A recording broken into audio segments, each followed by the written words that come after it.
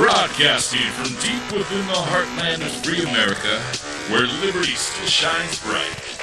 You're listening to On the Move with Mac Worley III.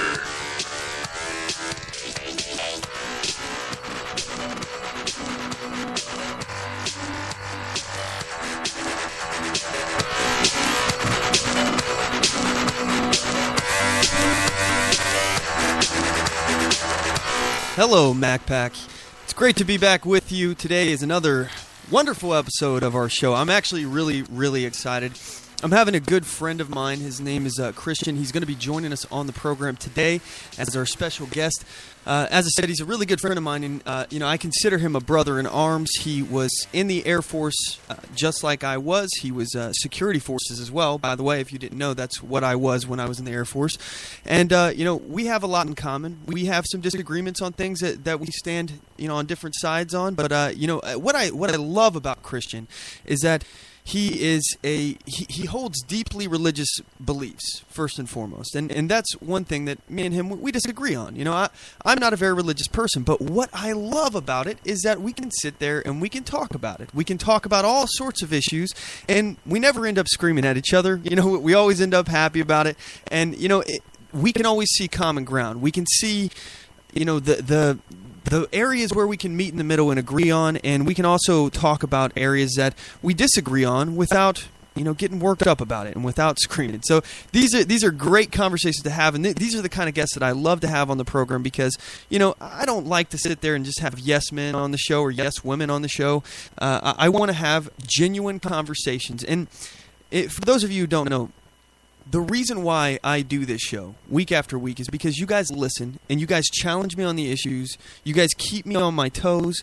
And this may sound kind of selfish, but I do this to expand myself. And to obviously push the dial of liberty forward to try to help other people gain more information about the movement of liberty. But I do it for selfish reasons too. I want to learn myself. I want to challenge myself. I want to really nail down my philosophy, political philosophy, my liberty philosophy, and think about every single issue I can from every different side of the equation, basically. I want to nail down where I stand, and I want to understand. And you can't do that by talking to people who agree with you all the time. You just can't. You can never challenge yourself, and you can never grow as an individual if you do not get challenged on issues and talk to people that you disagree with. You absolutely cannot grow. So first and foremost, let me just cut to the chase here. My name is Mac Worley III, and this is On the Move. This is the show that attempts to inspire you to stand up for your rights. Today is July 5th, 2015, and today's show is titled Voter ID Laws, Polygamy and Incest, Soon to be Tested. This is episode 77 of On the Move Show, and I'm really happy you guys joined me. First and foremost, I just want to say thank you for everybody who's tuning in week after week. MacPack, you guys are the tip of the spear, and I really do appreciate your support. And if you guys haven't done so, you can support our program in a lot of different ways, and they don't cost you a dime. They don't cost you anything. One way you can actually get involved is to follow us on Spreaker. That's SpreakerEaker.com/OnTheMoveShow. That's Spreaker.com/OnTheMoveShow. If you follow us on there, I would be much obliged. I would really appreciate it.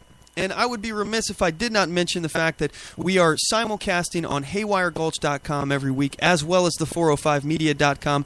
Big shout out to both of those groups.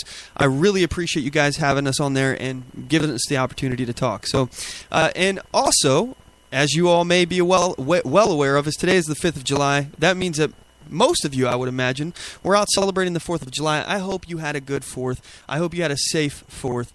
And it wasn't lost on me, the warnings that were coming out here from our government officials and other analysts talking about how, there was an increased threat during the 4th of July, and there still is.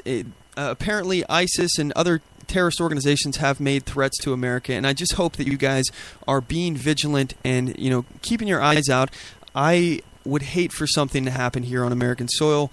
But, this is a fact of life. We have to get used to this. There's always going to be somebody who wants to harm us, and we have to take responsibility into our own hands for our security. We can't rely on the government to take care of us because, as I've mentioned before, they don't really have a benefit to keeping you safe. It actually behooves the government to keep you vulnerable and afraid, because if that's the case, you'll be more inclined to give them more power. They can just use that as an explanation of why they need more power, more control, because, oh, look, this happened. Well, what about all the control we've given you now so far? We've already given you control. Our Fourth Amendment, it's pretty much barely hanging on. The NSA spying, they can tap into your phone without a warrant. They can see all of your information, all of your phone calls. They got data mining centers that are basically downloading every single electronic human communication, and they can hold like 60 years of the world's electronic communications right now. This is what we know about right now. None of this has been disproven. This is information that Edward Snowden has leaked to us, never been disproven. So just keep that in mind. The government, they'll want to get more power, and it'll build off of that, and they've been doing that for years, and that's part of the problem. That's how we ended up in the situation we're in now. But once they get that power, they just want more, and they don't use it. They don't use that power to protect you. They may use it in a way that we didn't intend for them to use, as what happened with the Patriot Act. Even the author of the Patriot Act is saying that this isn't the intention of what we had this for, and these things were supposed to have sunsets, by the way. They were supposed to just go away. Nope. Not gonna happen. Not gonna happen, because once these politicians and these bureaucrats get their hands on this kind of power, they're not gonna give it up. They're gonna do everything they can to keep it, and make sure that you're afraid of the consequences of them losing that power. That is the number one goal of a bureaucracy, is to protect the bureaucracy. So just keep that in mind.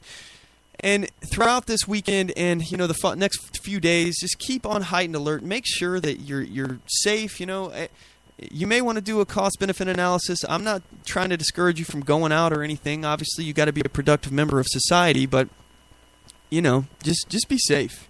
Try to make sure that you're keeping your head on a swivel and looking out for your own, because the government isn't going to do it for you.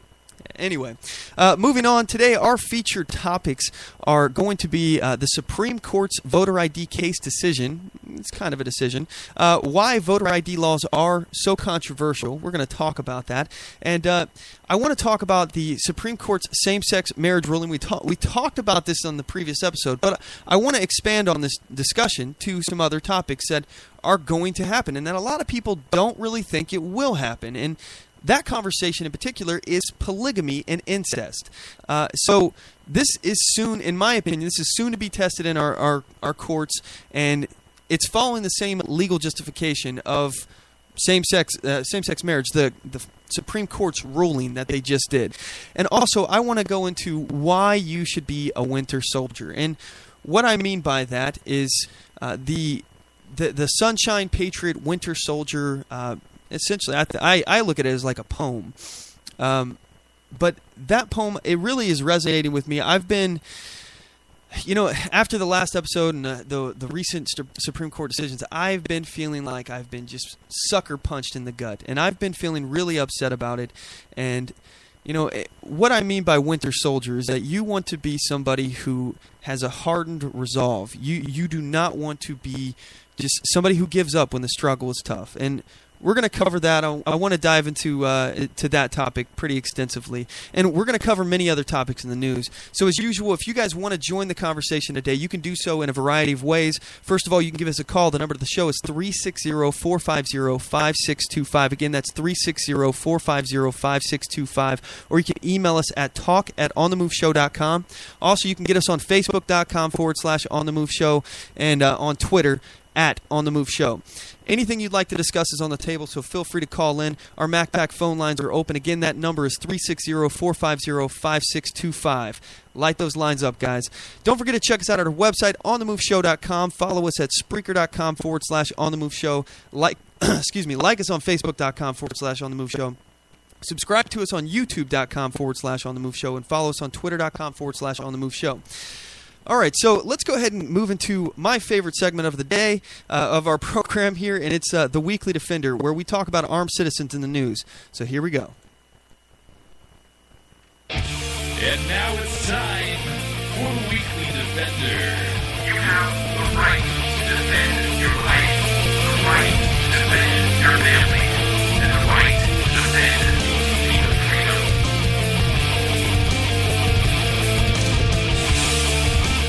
All right, as I said, this is a segment where we report about armed citizens in the news who have used their firearms to defend their family, their property, and or themselves. Our first Weekly Defender we found on NRA ILA, and let me load the story here. Sorry about that. I should have had this already ready. All right, this is a Albuquerque shooting that took place, and it's another one of those, quote, rare self-defense shooting. And let's go ahead and get into this here. Guns are rarely used to kill criminals or stop crimes, claims the Violence Policy Center, VPC, led by longtime handgun ban advocate Josh Sugarman, formerly of the National Coalition to Ban Handguns. Yeah, of course they would say that. However, that's something the anti-gun group probably would have a hard time convincing former CNN headline news anchor Lynn Russell and husband Chuck DeCaro to believe. Tuesday night, Russell and DeCaro, both carry permit holders, were attacked in their motel room during a robbery that turned into a gunfight. The anti-gun Washington Post reports that as DeCaro tried to reason with the robber, Russell handed her purse to her husband with a handgun concealed inside. And when the robber opened fire, DeCaro, an Army veteran, did so as well. "My husband returned fire," Russell said, "and he's a better shot." While DeCaro was struck 3 times, the robber was killed. Fortunately, DeCaro, whom Russell called her hero, is recovering from his wounds. The VPC, perhaps not so easily. DeCaro and Russell's use of a firearm to stop a crime is just another example that should give pause to anyone inclined to think that there's even a shred of truth in what the VPC says. So let me just clarify here. There's actual statistics here. If you look up the FBI statistics, it's actually pretty unfathomable that they would even make this claim, because most of the defensive gun use, now I'm talking about defensive gun uses, are from legal gun owners. Now, if you're talking about people who are using it in an aggressive way, if they're the aggressor in the situation, I would be willing to bet. Now, granted, I'm not looking at any statistics here, but I would be willing to bet that there would be a direct correlation between aggressors who use their firearms and people who have illegal firearms, i.e. they stole it, they bought it without a background check, when they weren't supposed to have it, meaning they possibly a felon or something along those lines. So if that is the case, if these people are getting firearms and they're not even supposed to have them in the first place, and then they're using these stolen firearms to commit a crime, to be the aggressor in a crime, how is that a law-abiding citizen's fault? Because we are the ones that have gone through the background check process, all right? And again, I've already touched on it on our last episode about the fallacy that background checks save you. I think I remember the last episode, 76,000 people per year lie on the form to get it, to actually process the background check, saying that they're qualified essentially to get a gun. And out of that, I think it was 46,000, somewhere around there, that are further investigated. Out of that 46,000 people that are further investigated, disregard, I think it was 4,600. That's what it was. I think it was around there. Not 46, 4,600 that are further investigated. 44 or 42, somewhere around there, are actually prosecuted.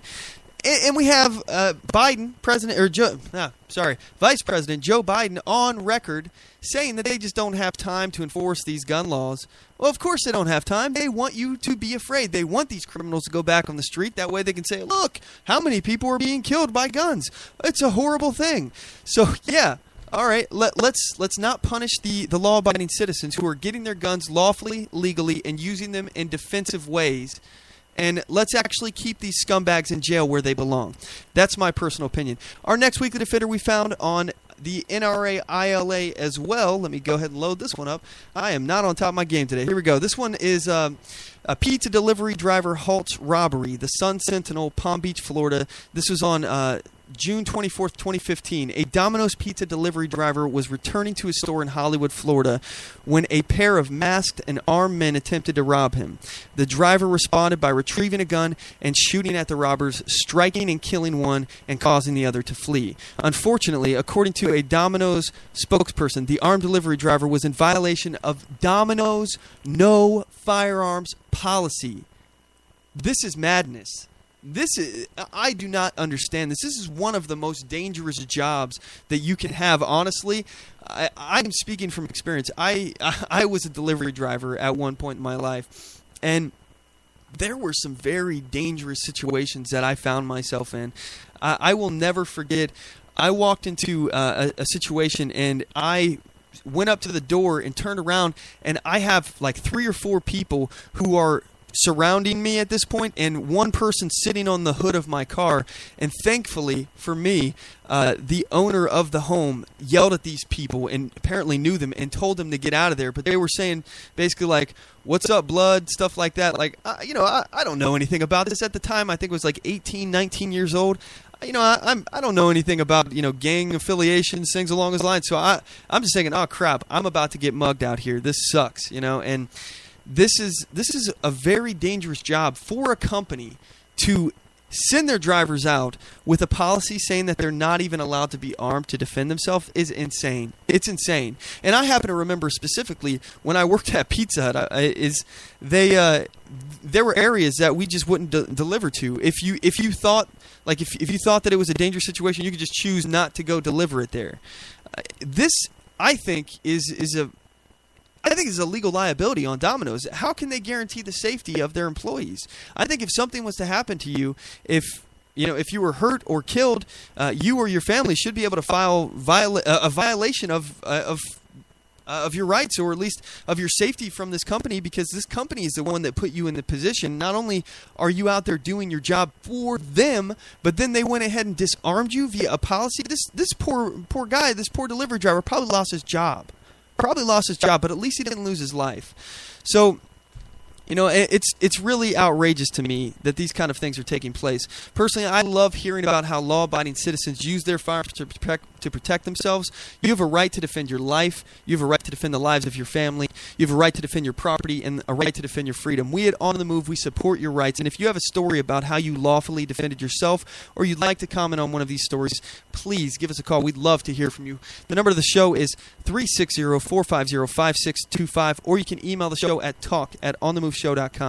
All right, we'll be right back after this break, guys. Don't go anywhere. Oath Keepers is a nonpartisan association of current active duty military, reserve, guard, veterans, peace officers, and firefighters who will fulfill the oath we swore. With the support of like-minded citizens who take an oath to stand with us to support and defend the Constitution against all enemies, foreign and domestic. So help us God. Join us at oathkeepers.org.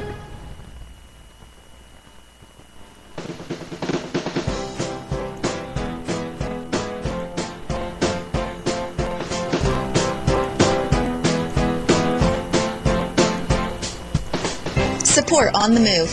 Help us make this podcast bigger and better. You can do this by going to our store and purchasing one of our hundreds of products. All designs are original and made for patriots like you. Just go to cafepress.com/onthemoveshow. We appreciate your support.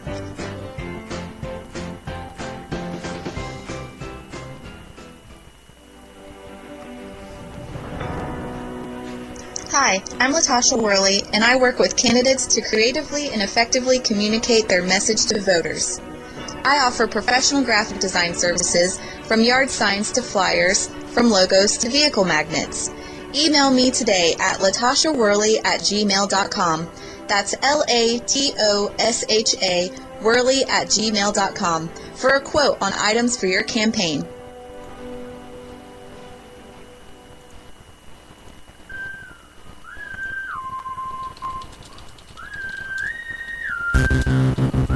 Broadcasting from deep within occupied territory on the far left coast. You're listening to On the Move with Mac Worley III. Stand up, speak out, and get on the move. And now your host, Mac Worley III. And we're back. I appreciate you all sticking with us. At this point, we're going to be joined by our special guest. His name is Christian, and he's now on the line. I just want to see if he can hear me here. Hey, Christian, you there? Yeah, I can hear you. Hey, can you hear me? I can hear you loud and clear. First and foremost, I just want to say thanks so much for joining me. It's Christian Cruz, and you've got several names in your thing. So is Cruz your last name? Is that what it is? Well, it goes Christian Robles Cruz. Robles Cruz. Okay. Adopted for the radio, Chris Cruz. Chris Cruz. That sounds cool. I like it. It's very very radio cool, man. That's pretty cool. So first and foremost, everybody, I just want to give a big hat tip and say thank you for your service, Chris. I really do appreciate the service that you gave to your country. From what I understand, you did deploy and you were working as a military working dog handler. Is that correct? Yeah, I did 2 deployments. I did one in Afghanistan and did one in Iraq. Yes, sir. So, well, the reason why we have you on the show today, obviously, we want to talk about what went down in Charleston, South Carolina. There was, I think this is one of the most epic situations that could have ever happened. I mean, this is when such hate was brought to these people, when they were met with such disgusting, horrible acts. 9 innocent people in a church were murdered. They were murdered. And the people of Charleston, instead of meeting hate with hate, they met hate with love. And they started getting together. This is an event organized through Glenn Beck of the Blaze. He got them together, and they actually marched to up to this memorial, and they were singing hymnals. And you were there. I just think this is the craziest thing ever. First of all, can you tell us a little bit about the events leading up to that and what happened at the event? Yeah, like I said, because I was able to write and edit a video. Like you said, on June 17, 9 people lost their lives inside one of the most historic churches, black churches, in Charleston, South Carolina. I'm living currently in Florida, so it's about a 5-hour drive. If you don't stop for bathrooms. On June 18, Glenn decided to do a call. I don't know if your audience knows, but he started a campaign that is Never Again is Now. And when you sign up for the campaign, you're literally signing up the same form that Martin Luther King Jr. gave out during his civil rights movement. And how it goes is, if you're willing to go and you can make it, you drop whatever you're doing and then you go where you need it. And what a better way than to show, to start showing the support than on that call, June 18, literally, he said, if you can make it, you can please come up. So I decided I was like, well, I guess this is it. This is my turn to go. So I decided to drive up on the 19th. I left Florida around 8 o'clock with a group of ladies. Actually, one locally and one flew from Utah to Orlando, Florida, to get in my car and drive up together to Charleston, South Carolina. When we got there, we were not scared, but we were kind of worried because, as you know, when stuff like this happens and people start to race bait, so when we got there, we met right under the statue in the park in the middle of downtown. And when we got there, it was really interesting because I was telling to the ladies, maybe we're going to see between 50 and 120 people. Well, come to find out, there was between 300 and 800 people that showed up, literally in a 12-hour notice to show support. As soon as we got there, everybody, I don't know what was wrong, but it was, when people are nice to you and it feels awkward because they're being so nice to you. Yeah. And it was really awkward because as soon as you got into middle into the town, people were handing out water bottles to everybody. there was a couple ladies with water coolers just walking around saying, hey, guys, want some free water? And then 2 seconds later, there was another one with free snacks. And there was nothing organized by the Blaze or Glenn about the snacks. This was just literally local people that were handing out food, more snacks, and water bottles. And Walmart was actually with a truck right next to the church handing out water bottles. There was also a manager, a store manager from a Walmart, handing out water bottles. And it felt so amazing. I got to listen to Rabbi Kula from New York and Bishop Lowe from Birmingham, Alabama. And they all spoke a little bit. If you guys go to my Facebook, you'll be able to find the speeches, because I was able to record all the speeches and do a little video about it. But, Mac, it was amazing because we had one person wear a anonymous mask with a shirt that says Black Lives Matter. Mm-hmm. And doing all these things, I was standing right next to Glenn, Rabbi Kula, Bishop Lowe, and Pat Gray.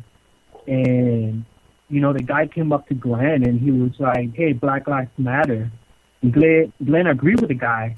And Glenn replied back, yes, all lives matter. And he went back again and said, Black Lives Matter. And Glenn was like, yes, I agree with you. All lives matter. And you could see, that 1% of hate try to, get at least a fight from somebody. And it wasn't happening. And I don't know if you noticed, the MSNBC reporter, they know it was us because we started singing Christian songs, because that's what we were there. We were not there to do a political movement. We were not there to do anything other than join hands and show the world how you're supposed to come together, during a tragedy. Because this is 9 people lost their lives in a place where you're supposed to feel safe. Like you said earlier at the beginning of the show, I got my Christian roots. We don't see eye to eye on that. But when I see a church, even in the military, that's a safe haven. That is where you come with no worries, and you're supposed to feel safe. And that's what we were there for. And we were there to show that, I don't care what color you are, because we all matter. And we wanted to show our respects. And it was pretty interesting because there was a young lady that I recognized, and I got into a little Twitter argument with her because it was Glenn, her, and me. And I recognized her, and I could not put a name on her face. Well, come to find out, she works for Fusion.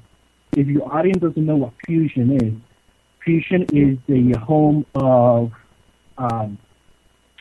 Jorge, which it was, I don't know if you covered the Jorge from Immigration, that he was with Ann Coulter, that little fight that they had on air. Okay. So it's a really left-wing news organization, and she was standing next to Glenn. I was thinking that she belonged to the group. Well, she didn't, because I was noticing a bunch of hate tweets, and she was trying to rise up the hate again. And I was talking to her. I was like, "Why are you doing this? This is not what we're here for." Why is Glenn not talking about the black people that died? I said, we're not here for that. We're here to show the community support. This is literally all we're doing. We're not here to talk about the Second Amendment. We're here to talk about free speech. We're all here coming together and show love. And so we met up at the park. Then we walked to the church, which was about a 5-minute walk. And after we walked into the church, everybody started holding hands and we started singing. And that's when tears were caught live on the MSNBC program, where Thomas Roberts literally breaks down on air, and he can no longer talk because it was I have Go the ahead. clip from that here. I want to play this for the audience and just give you so now you know the scenario leading up to this event. And Christian is in this group as they're marching up to this, and this reporter from MSNBC, Thomas Roberts, he has no idea who you guys are, what this is about, and he's reporting on the events of the shooting. So he's out there standing there. And unbeknownst to him, suddenly a group singing hymnals just comes up. And this is how it goes down. Here's the clip. This case, been hearing emotional testimony from the family. But can we look over here right now? I mean, it's kind of heartbreaking. They're singing, and a whole flood of people showed up at the same time. This arraignment was taking place. So you're hearing from the family, and then this whole group of people showed up, and they're singing a gospel song, and you heard from the family members of those who were lost, and I apologize.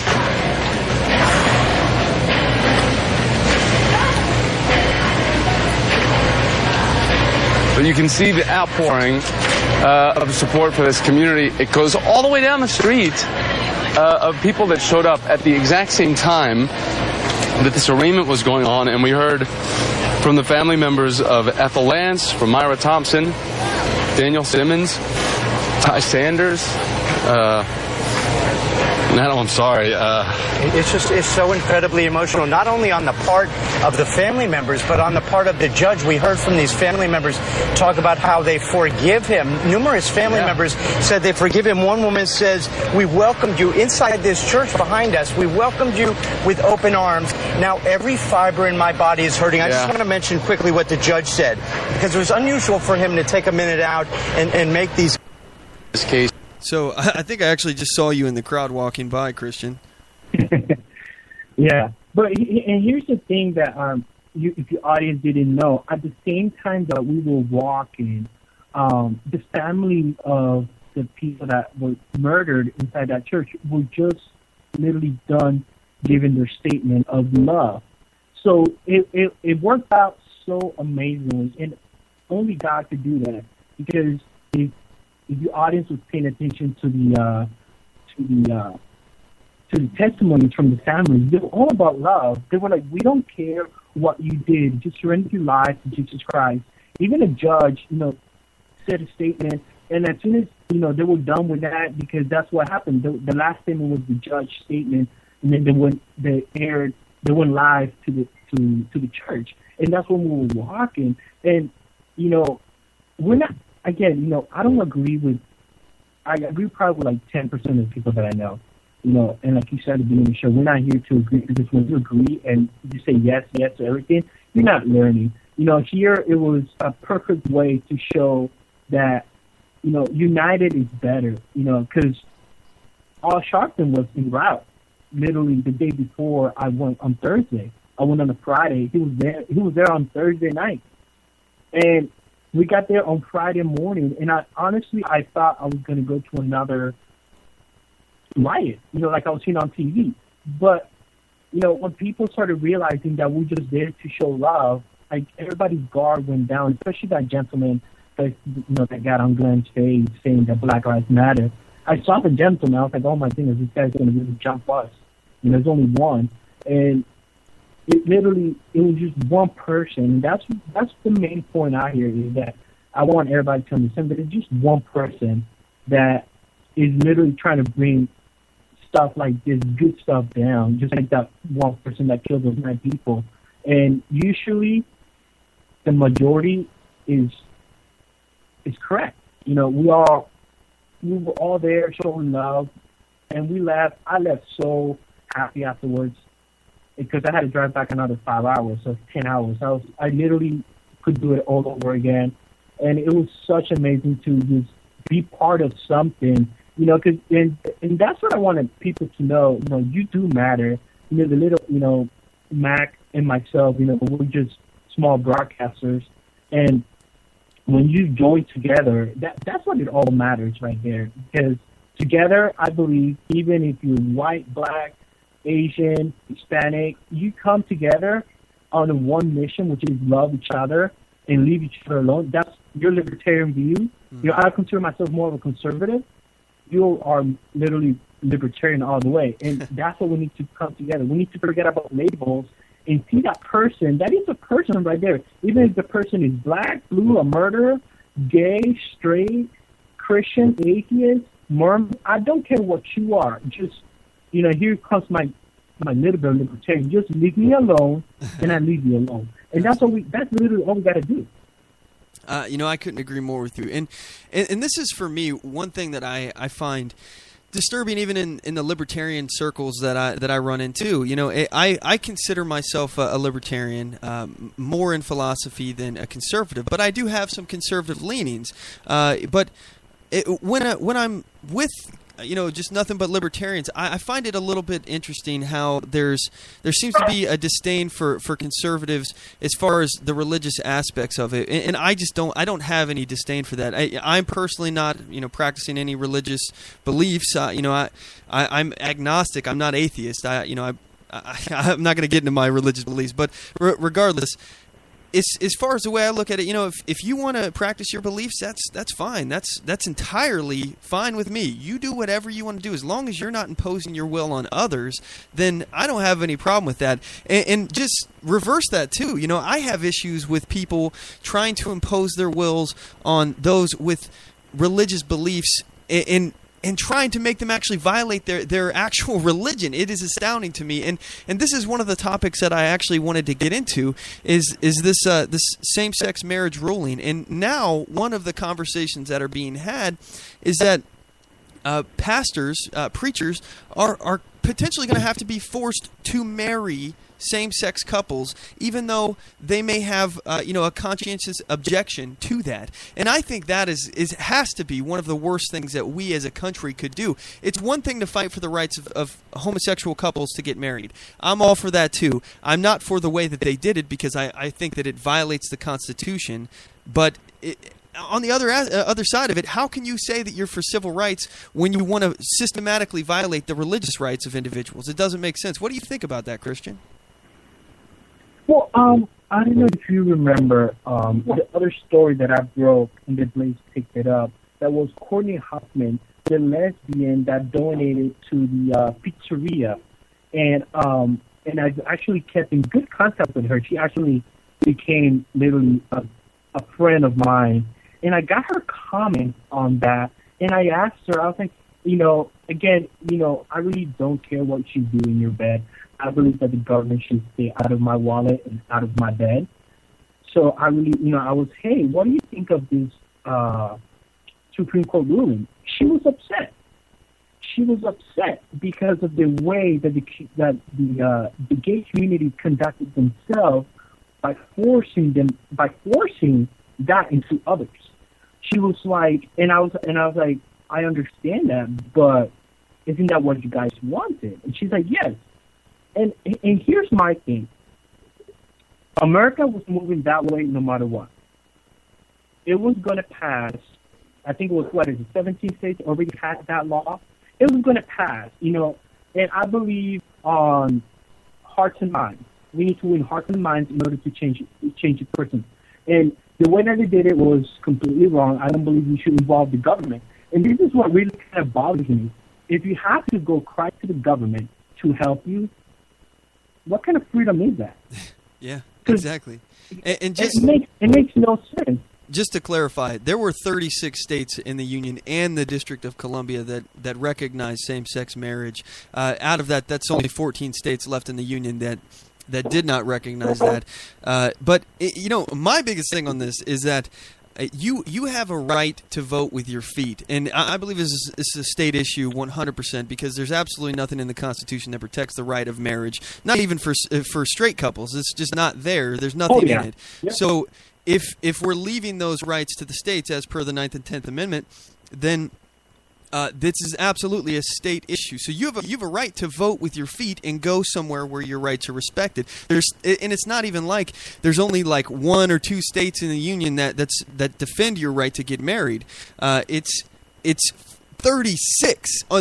You have more of a if you just throw a dart at a map, you have more of a likelihood of hitting a state that recognizes same-sex marriage than you wouldn't otherwise. So it to me is a little bit outrageous that they would do this, because I think it completely violates state sovereignty, and it goes directly against the constitutionality, which I think this is such a scary precedent for them to create. It no longer matters what's in the Constitution. The Supreme Court now is both judicial and legislative. They can actually just decide whatever they want. They can rewrite laws now. They can do whatever. So they are no longer the least dangerous branch of government, as it's been suggested from our founders. They are one of the biggest threats to liberty now. Yeah, and here's what, and again, it's like, so why are you going to the government for help? That is one thing I've never understood from a person. For me, that is completely doing it wrong. And like I said, the country was moving that way. And here's where I have a problem with my own group of Christians. They forget that this world, if you're a true Christian, you forget that this world is not your permanent home. So why are you hating on those people? Because the Bible teaches you to love. That's it. To love each other. Love the person. Love the sinner, not the sin. Mm-hmm. And I've seen so much division. And maybe it's because I'm seeing it from a different perspective. But you probably see it on your Facebook. My Facebook is full of, if it's not full of that little filter, the gay filter, it's full of the American flag filter. And I don't get that. Why are we doing this? It's another division that the government is doing. That the puppeteers are doing. And I'm noticing that people are just putting the gay flag on their Facebook. And I ask them, why do you do that? Oh, I just want to show my support. Okay, but why are you doing it right now? Because now you're doing it because everybody's just doing it. Like, what happened to thinking for yourself? Like, I get it. I get that you're happy and something big happened in the United States, actually in the world. But what's with the double standards? Perfect example is the White House turning into the rainbow. Yeah. I've never seen the White House turn into Christmas colors.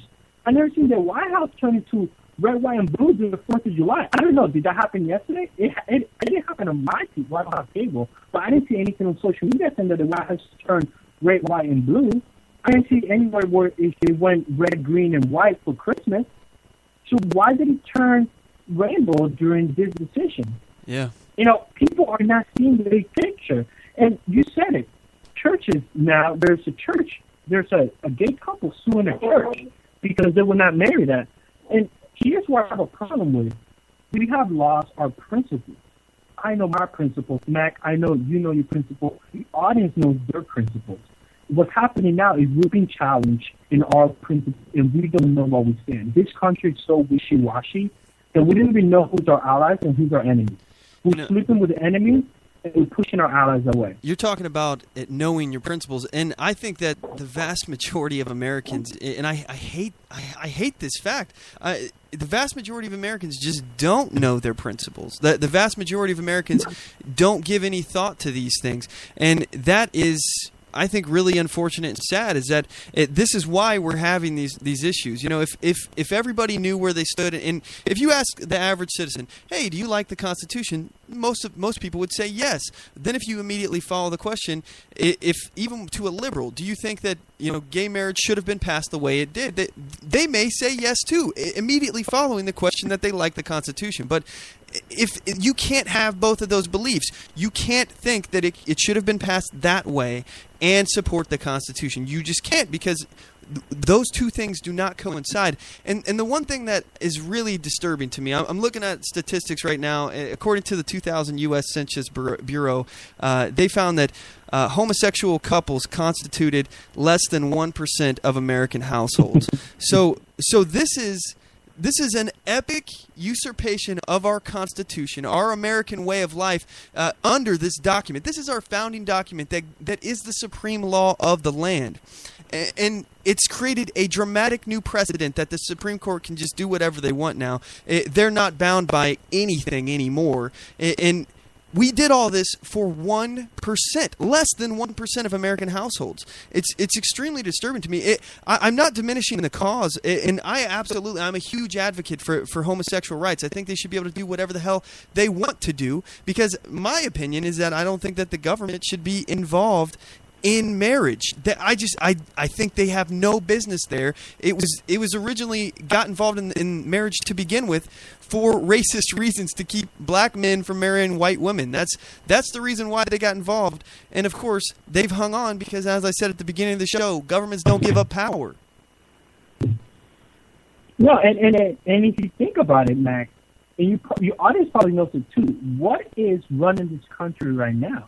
That is that 1% that wants to destroy and riot. Is the 1%, is literally the 1% is controlling this nation. And again, we are listening to the loudest voice. And I'm going to say it one more time. In the Bible, God never yells. God is in the whispers. And it was an amazing article that I wrote comparing two people that was right after the riots broke out in Ferguson. It was Farrakhan and I forgot the other gentleman. And Farrakhan called to train our babies to kill, while the other gentleman, another black gentleman, was talking about peace and love. And who are we listening right now? Because I seen it on TV. We're listening to the guy that said, let's burn the American flag, let's burn all our principles, let's forget about this racist country and just burn everything down. And he cursed in a church. And I was like, why are we listening to that moron and we're not listening to each other? Because we're not listening to each other. Because right now, you go out and what are you seeing? You see people, right now, it's another division we got going on. Is the Confederate flag racist or not? Yeah. Why are we putting so much power in a flag? That's all it is. It's a stupid flag. And hey, if you want to burn the American flag, go burn the American flag. I really don't care what you do. Just don't get all, just don't try to burn my house for a minute. Yeah. But, don't try to burn my flag. That's my property. You can burn your stuff. Don't burn. Exactly. If you want to destroy yourself, go right ahead. But here's the problem that we're forgetting. People are saying, "Oh, I don't want to. I want to burn this flag. Oh, but if I do something else that does not agree with their point of view, I'm a bigot. I'm a hater. I'm a racist. I'm all of the above." I've been called that. I've been called a bigot, a hater, and a racist.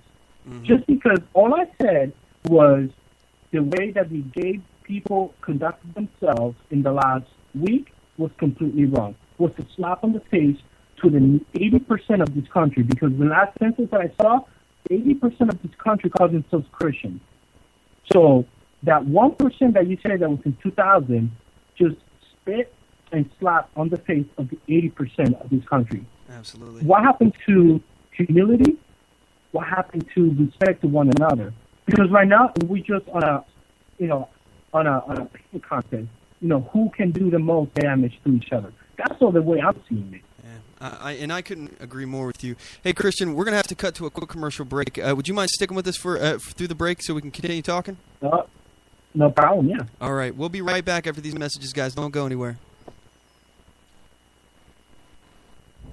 I do solemnly swear that I will support and defend the Constitution of the United States of America against all enemies, foreign and domestic, and that I will bear true faith and allegiance to the same, and that I take this obligation freely without any mental reservation or purpose of evasion, pledging my life, my fortune, and my sacred honor.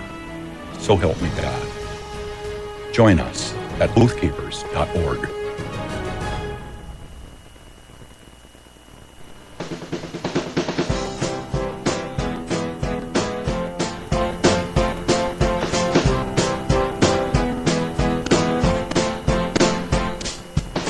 Support On The Move.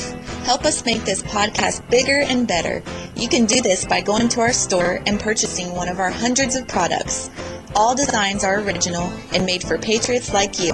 Just go to cafepress.com/OnTheMoveShow. We appreciate your support.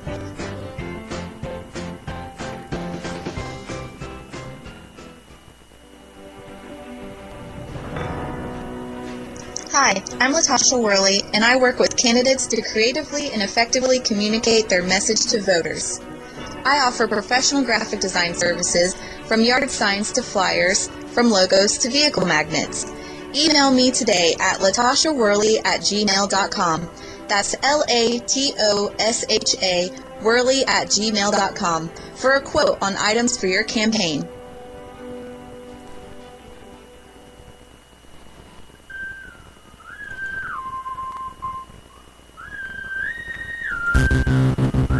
Broadcasting from deep within occupied territory on the far left coast.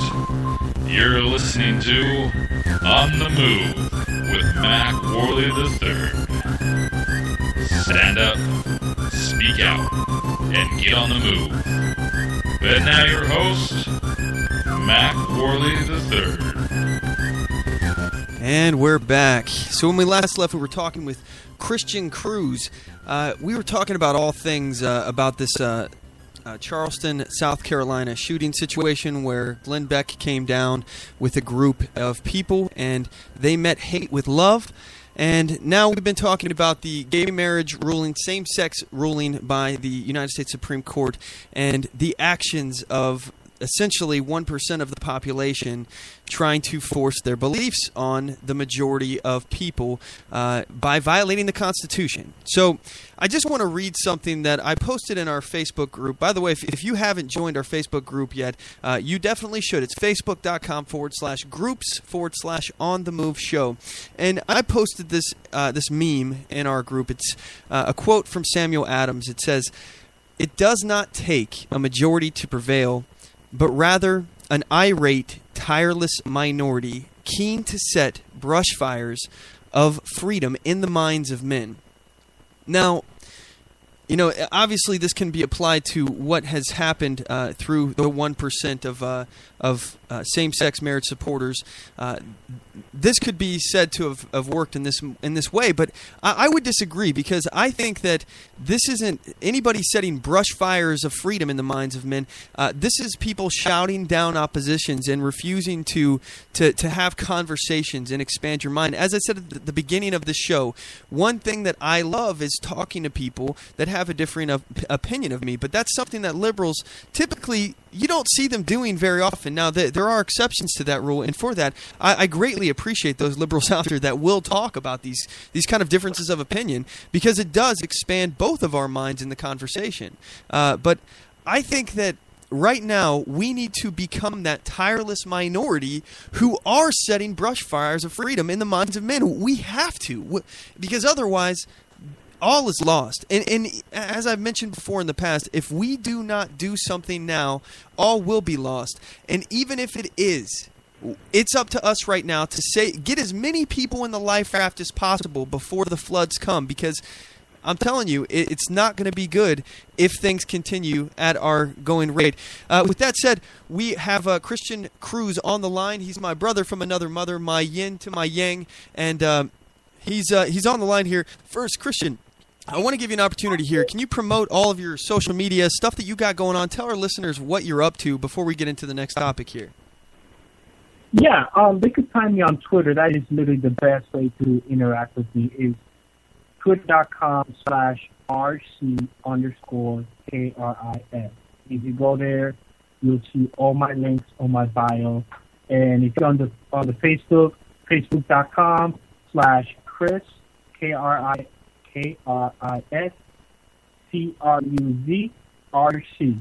That's my you want to call it the official Facebook page, and all my links there, all the places that I write for are all there, and you can find previous posts and literally interact with me. I am literally a social media junkie. Absolutely, yeah. And by the way, I have to say, you're pretty much Johnny on the spot with the retweets and whatnot. I think you can retweet my tweets quicker than I could. Like, every time I tweet something, you get it quick, man. That's awesome. So, anyway, I wanted to get some more thought here on this conversation about the homosexual same-sex marriage ruling. And actually, let's apply it to another conversation. Let's expand this down to another area of thought here. There is a new suit that is possibly being filed here because of the situation that happened with the Supreme Court's ruling, and there's a man that's now seeking a marriage license for his second wife, and this is something that we've said. Oh, sorry, I got an ad playing here on this page. That's great. Okay, well, I was going to read the article, but I guess I can't because there's an ad on it. But yes, so basically this guy's seeking to get another marriage certificate for his second wife because of this ruling underneath the Equal Protection Clause. What do you think about this, Christian? And that's when you start, and here is the reason that I was kind of against gay marriage coming down to rule like that, and especially now that we forget about the Constitution and we just use court cases to support our point. And we forget our basic, literally, the Constitution. That's where everybody should be getting their facts, not, Roe versus Wade or the new one that just came out with the same-sex marriage. Because here's where the floodgates open. And, hey, I think this is where my libertarian thing comes out. If you want to marry sixth wife, go at it. But now we're going to start getting this I want to take this a little bit more further. That is, I think you're going to talk about it too. But polygamy, when you start going like that, you start getting into my kid. Let's put it my son. He's 4 years old. He's probably going to ask me, I said another 5 to 6 years. He's going to ask me, Dad, why does that family have two mommies and then one daddy? And then now I have to start, bringing up questions that I don't want to bring up because we're no longer, it's getting to the point that you can't bring your own child your way. Society is molding into your family with or without you. And when you bring polygamy to the equation, I'm not saying, for me, I'm going to marriage, the way that I was brought up is between a guy and a girl, not a guy, girl. It's just, and think about it. It's not a headache. I'm divorced. So obviously I did not get the whole marriage book, and try to manage two wives or two husbands. For me, that seems a little too much for me. But when you do stuff like this, you open up so many gates because now you have same-sex marriage recognized. Now you have pedophiles. They want to be recognized as an issue as well. Mm-hmm. Just because you broke that what you said earlier, that objective, conscious objective. Yes. You no longer, it's like the cat is out of the bag. Mm-hmm. It's not you just, we don't care what, just send it up to court and we're going to rule your way. Just yell the loudest, and we'll make it happen. Well, look, as far as where, what I believe as far as marriage, like I said, I don't think that the government should at all be in marriage. I don't think that we should have to ask permission from our government. We should have to get a little permission slip from our government to assert something that's a right. And being that I believe that marriage is a religious ceremony, I think that it should fall underneath the First Amendment protection. My main issue here is that this same-sex marriage ruling has broken our societal mold for how things work, and in doing that, it's violated the Constitution. It's totally usurped state sovereignty. But this societal mold of how things have typically worked, we knew what to expect. Now we don't, and that's the one negative thing I will say is that now anything can happen. I don't know what's going to happen down the line, but I can tell you what will happen is things will be challenged. That I know. I don't know where it's all going to pan out, but I can tell you that polygamy is definitely next on the agenda, and we've called this for the longest time. We've been saying this is something that would happen for the longest time, and people on the left are saying, no, this is just about same-sex marriage. This isn't about polygamy.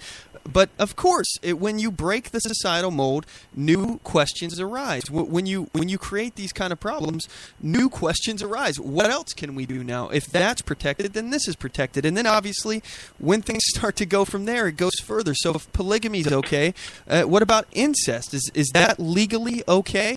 In my personal opinion, again, is that if two or more, I don't care if there's 50 consenting adults. You guys can do whatever you want. I don't care if you're cousins. I don't care if you're whatever. That's your problem, not mine. Now, if you start passing laws saying that I have to have a second wife or I got to marry my cousin or something like that, that's when I have a problem.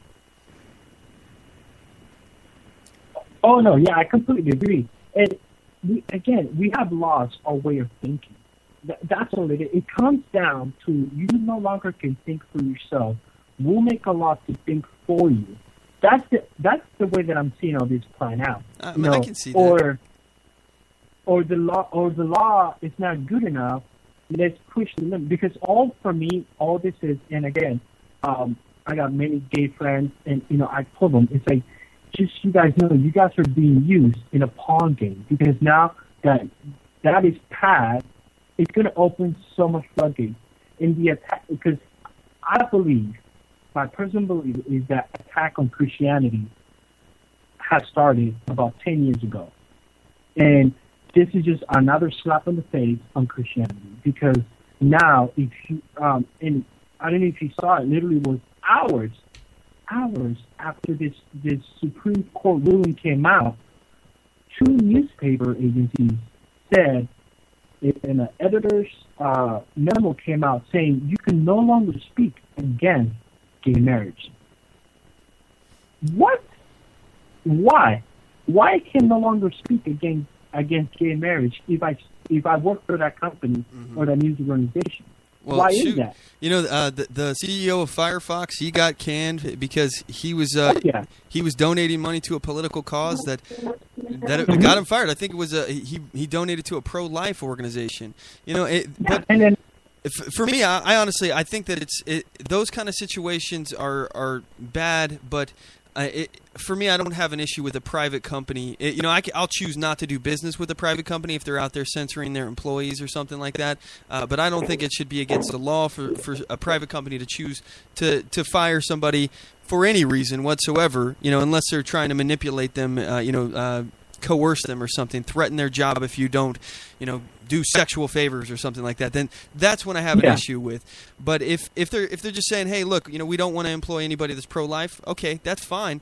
You can fire people that are pro-life, but I think that there should be some economic consequences from the marketplace to fix that issue. Just like you said, you vote with your feet. You also could vote with your dollars. Oh yes, and money doesn't just talk; money screams. Yes. When and it is that perfect example that whole thing with the Confederate flag. I'm in the South, and so you don't know. You're over there all over on the West Coast. So I'm in the South. Here rednecks are everywhere, and they fly that Confederate flag so proudly. And in the South, here where I am in Central Florida, you see those. If somebody gets offended by a redneck, you can tweet at me on my Twitter, but you can see those rednecks going into Walmart, going into all these, especially Walmart down here. Walmart down here, literally every 10 feet there's a Walmart.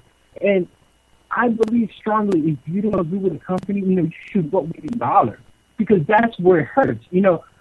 Since we can't vote with a vote, that no longer counts as it should be. We need to start voting with where it hurts. So which is the money. As far as by the way, Christian, we've actually moved. We're actually in Kentucky now, oh wow, yeah. We moved. I think it's somewhere in May. I think. Anyway, now we're in Kentucky. I got to actually change the intro from the commercials where it says broadcasting on the left coast. We still haven't got a new one made yet for that. We're working on it. But anyway. today, actually, down in Kentucky, I'm for the first time ever, I actually saw a Confederate flag flying on the back of somebody's pickup truck.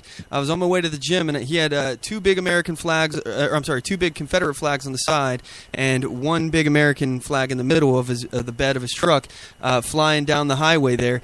And that kind of startled me because I've never seen that before. But then I realized, okay, well, yeah, I'm in Kentucky. I forgot where I was for a moment there. And interesting enough, Kentucky is considered Midwest and South, and it did fight on the side of the Confederacy. So it's really no surprise that I saw that, but it's just interesting. And I was wondering if he was flying it now because of the controversy, if that was one of the things that he was doing, or if maybe he did that all the time. I don't know. But no, I've one thing down here, personally, honestly, I don't fly any flags in my house. But here, I don't know if you heard, here in Daytona Beach today was the Pepsi 400, and NASCAR said that they will in the future they will ban the Confederate flag, but for today they will not ban it because it was short notice, and they will trade you a American flag for the Confederate flag. Oh my goodness! It literally happened 20 minutes from where I am right now. That kind of stuff, I think it has absolutely no business. These companies telling people that they're going to ban things, and I think that if NASCAR is doing that, they should pay the economic cost of that, because I guarantee you, people who watch NASCAR overwhelmingly support the Confederate flag. At least the allowance of people to do it. It's kind of astounding to me, but this is the very thing that we're talking about. Economic principles. These are answers that involve the people, empowering people to make influences in situations and change how companies operate, rather than asking the government to step in and do that. And one thing that I have to point out, though, is when people start saying that we need the government to force this issue, rather than having the people do it. I think what it does do is actually it gives the people the impression that because the government tells you that this is okay, I no longer have to do this morality check anymore. I no longer have to see if this is okay with me anymore. The government says it's okay, so it must be okay and it must be moral. Do you think that this kind of stuff has anything to do with what's going on now? Yeah. Again, all these rulings and all these laws that are passing are telling us what to do. And what happens when you have so many people that are dependent on the government, they're no longer thinking for themselves. So right now, I compare our society to The Matrix, because it's my favorite movie. Everybody's plugged in. Everybody is sucking the government dry. It's literally eating what the government is feeding to the mainstream media. And right now, the problem is that everybody is so wishy-washy, because we are in a wishy-washy nation, that are only following trends. What is hot on Twitter, that's what's happening in real life. So now that everybody, perfect example, as soon as the Supreme Court ruling came out, what happened to like 70% of companies out there? They changed their logo to the gay flag. Yeah. Then the shooting happened. What happened literally hours, not even hours, like minutes afterwards? The Confederate flag is no longer, is racist. And Apple, Walmart, all these big companies pulled the entire stock of the Confederate flag. I actually thought that, as a joke, I said, they're probably going to pull the Dukes of Hazzard off the air. I actually, as a joke, thought they were going to do that, and they did. I couldn't believe that TV Land pulled the Dukes of Hazzard. I mean, I've personally never even seen the show, and it's really upsetting to me, though, because about a week ago, I was flipping through the channels and I saw it on, and I was like, you know what? I should probably watch this, because it may never be back on the air, and I ended up not doing it, but I regret it now. I wish I would have seen one episode of the Dukes of Hazzard, because now I'm never going to get to. Yeah, we are literally on I call it, I do a radio show on Saturdays, and it's more, in politics. But right now we're in a pivot point. We're in a pivot point where, probably the people that I brought that are listening to me today, they know what the hashtag is. Never again, it's now. And I'm literally preaching that in the sense that, it's not something that is religious. It's not something that, you know, like a cult, but it's more about like where you stand if you want to go back to your principles. I know where I stand. I know I want to be counted where it matters. For me personally, it matters that I want to help my fellow Americans. I want to help the fellow man, not even America. I want to help my fellow brother and sister. I don't care what nation you're on. You know, it's getting to the point that we've become so dependent on the government, we've forgotten about our next door neighbor. That's the reason I went to Charlotte. You know, that's the reason, you know, I'm going to Birmingham, Alabama on August, 28 and 29, because I want to be that person that changes the country, because right now we're in the country right now, I see it as a teenager. It's so rebellious to the parents. And we're in the point that, you know, the 80% of this nation that could really, you know, people forget that is the little people, the 1%ers, the 2%ers that are changing this country. What happens when that 1 and 3%ers get smacked by the 80%ers? Because what is happening is that the government is getting so big, you can no longer hear we the people. All you hear is me, the government. I'm going to tell you what to do. So when you go out and you go out and literally eat what the mainstream media is doing, I've literally, in the last 2 years, I've made so many cuts in my life when it came to TV. And I know I do my own research. That's why when I tell people that listen to me, you have to do your own research. Don't listen to me, because I'm just giving you my perspective that, you know, is literally really my news. And when the nation is disconnected with each other, this is what happens. Because we no longer care for each other, and we become selfish. Just like this nation has become so selfish that it no longer cares for its allies, or even somebody that is its ally. For example, just yesterday, I believe it was. Yep, yesterday, ISIS killed 25 soldiers in an arena in Syria. Oh, but yeah. I'm one person. I'm that person that literally goes into the black side of the internet and searches these videos, and I literally watch them frame by frame. So because that feeling. This one you're talking about, this was in Palmyra. It's in the ancient Roman ruins. It's an amphitheater in Palmyra. I was actually looking at this as well, and this has to be one of the most shocking and upsetting stories in the news recently. 25 soldiers on their knees. There's pictures of them during this whole process. And to make matters worse, most of the people who were executing these soldiers, each individual person being executed had their own executioner. And most of them were teenagers. Yeah, they were young teenagers. Yeah, and it's so sad to see.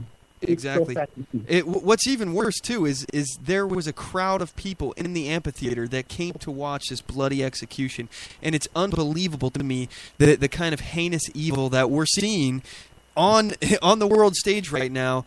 And you know, this is definitely something that we need to keep eyes on. I mean, there's pure evil, and evil has been rearing its ugly head in our society. You know, with the Charleston shooter, and in the world with ISIS, evil is out there. And in order for these things to succeed, it's an old mantra, but it's true. In order for these things to succeed, is for good people to say and do nothing. Yeah. Well, in the Christian world, you know, not speaking is to speak. You know, when people are literally dying for what they believe or what they not to believe, because this is and this is why I call out every single gay activist, every single feminist activist. I call them out on this. If you truly care for the gay community or for the feminist community, why in the hell are you not talking about what ISIS is doing to the gays that are being pushed from buildings to their death, or the females that are being whipped, 100 whips, just for stuff that, you know, that in our society, yes, is wrong, but we don't go out there and whip our women. We don't do that. Or you go out there, you know, we don't. Or for example, the video before this one was where they drowned 4 people. Or they shot an RPG to a vehicle. Or they pulled, you know about death cord. Death cord is a cord that is literally just like an extension cord full of explosives. and that's, you know, to open doors and stuff like that. They attach that to the neck of each soldier, and they blew their head off by that. You know, and that's what those are the people that we need to scare, because that's when I check, this country is still amazing, even though it kind of is rocky right now. But we are in a, for me, I see we're still blessed by so many things that we, you know, we don't have problems like this. And that's why I believe that this nation could do so much better if that 80% comes together and says, never again is now. We need to stop with this division, because that's what it is. It's dividing us and telling us, hey, you're supposed to hate that group. You're supposed to hate that group, because that's what they're doing. Mm-hmm. Because right now you got a big division between the Christian community and the gay community, which it should not be like that. If you're a true Christian, you will forget about that stupid hate that you're doing and say, hey, brother, hey, sister, I still love you, even though I don't approve of your way of living, but I still love you. That's all it is, because we're here to love each other and help each other out. That is the New Testament right there. If you have never read the New Testament, that's what it is. And if you're not a Christian, like myself, again, I operate underneath the to each their own kind of mentality. You know, if as long as you're not affecting me, hurting others, depriving others of rights, killing other people, you know, to each their own. You know, if what you do, if it only hurts you, that's your decision. And this is why I think it's so dangerous of a path for the government to start regulating morality, because when the government first got involved in the marriage business and to begin with, and they're telling us that we can't practice polygamy, you know, and they're saying that, you know, incest is bad, you know, you can't have gay marriage, those kind of things, no interracial marriage. They start regulating morality, and this is where we start having these real serious moral issues, and our moral compass as a country starts changing, because we're no longer deciding what's moral and what's not. We're waiting for the government to tell us what is.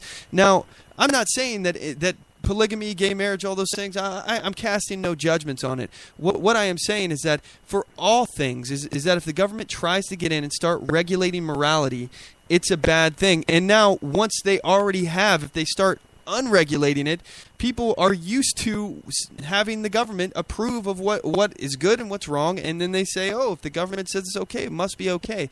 And again, I think that's just an individual decision that we should all not rely on the government for to be our moral compass.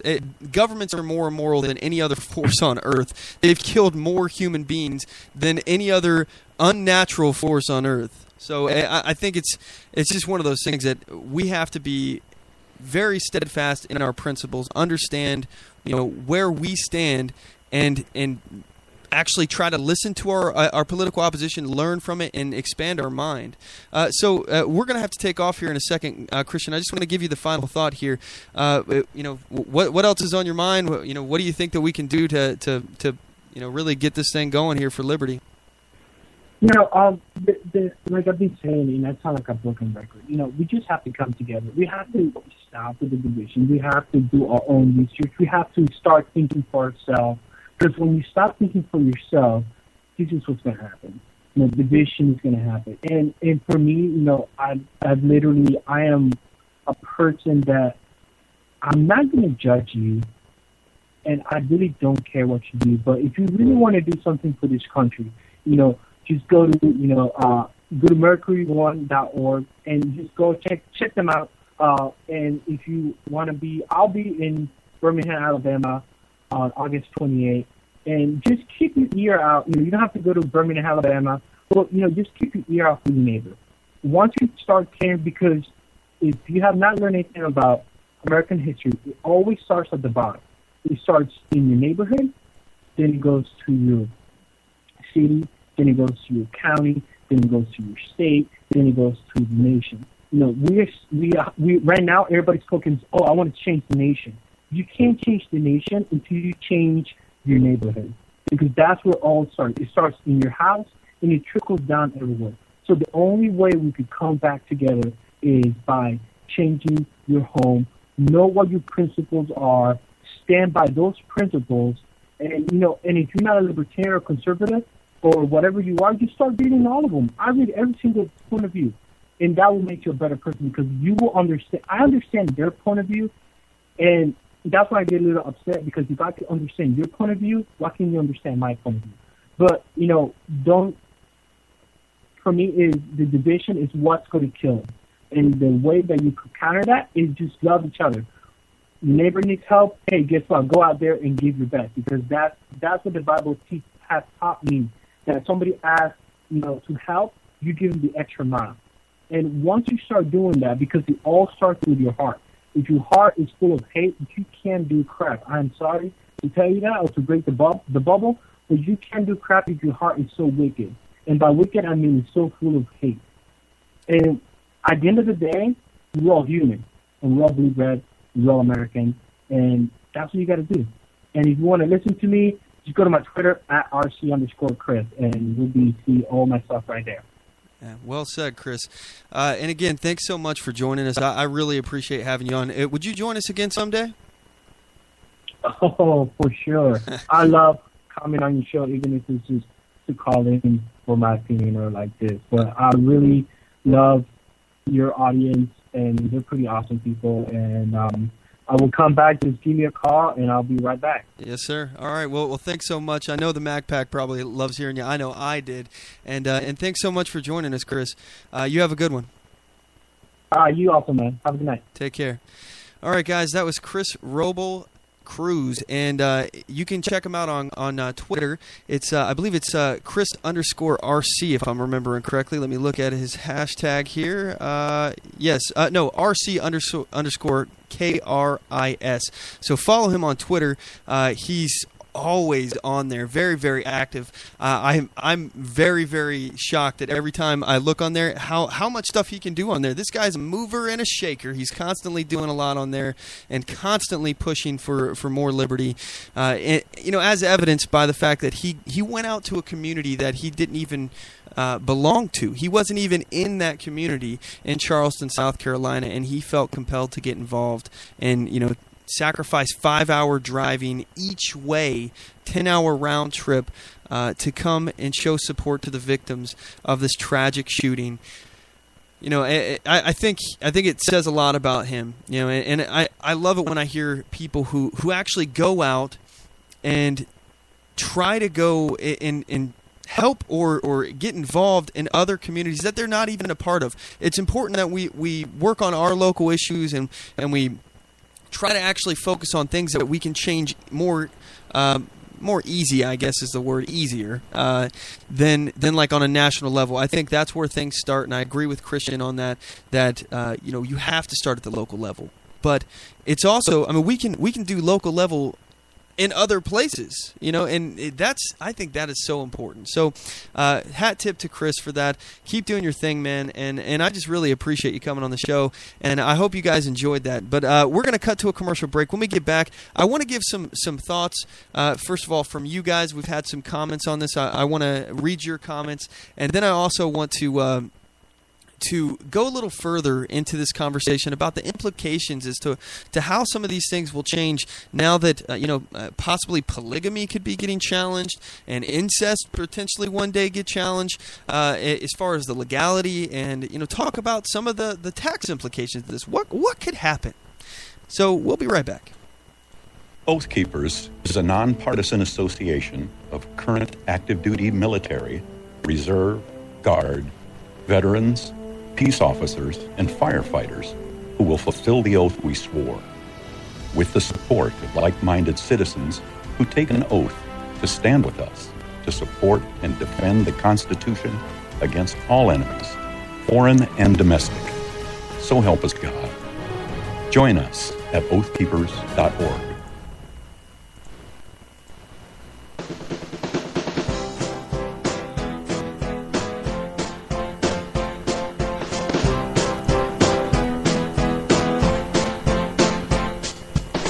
Support On The Move. Help us make this podcast bigger and better. You can do this by going to our store and purchasing one of our hundreds of products. All designs are original and made for patriots like you. Just go to cafepress.com/OnTheMoveShow. We appreciate your support.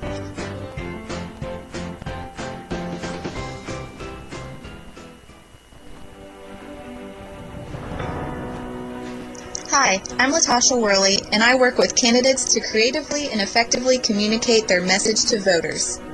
I offer professional graphic design services from yard signs to flyers, from logos to vehicle magnets.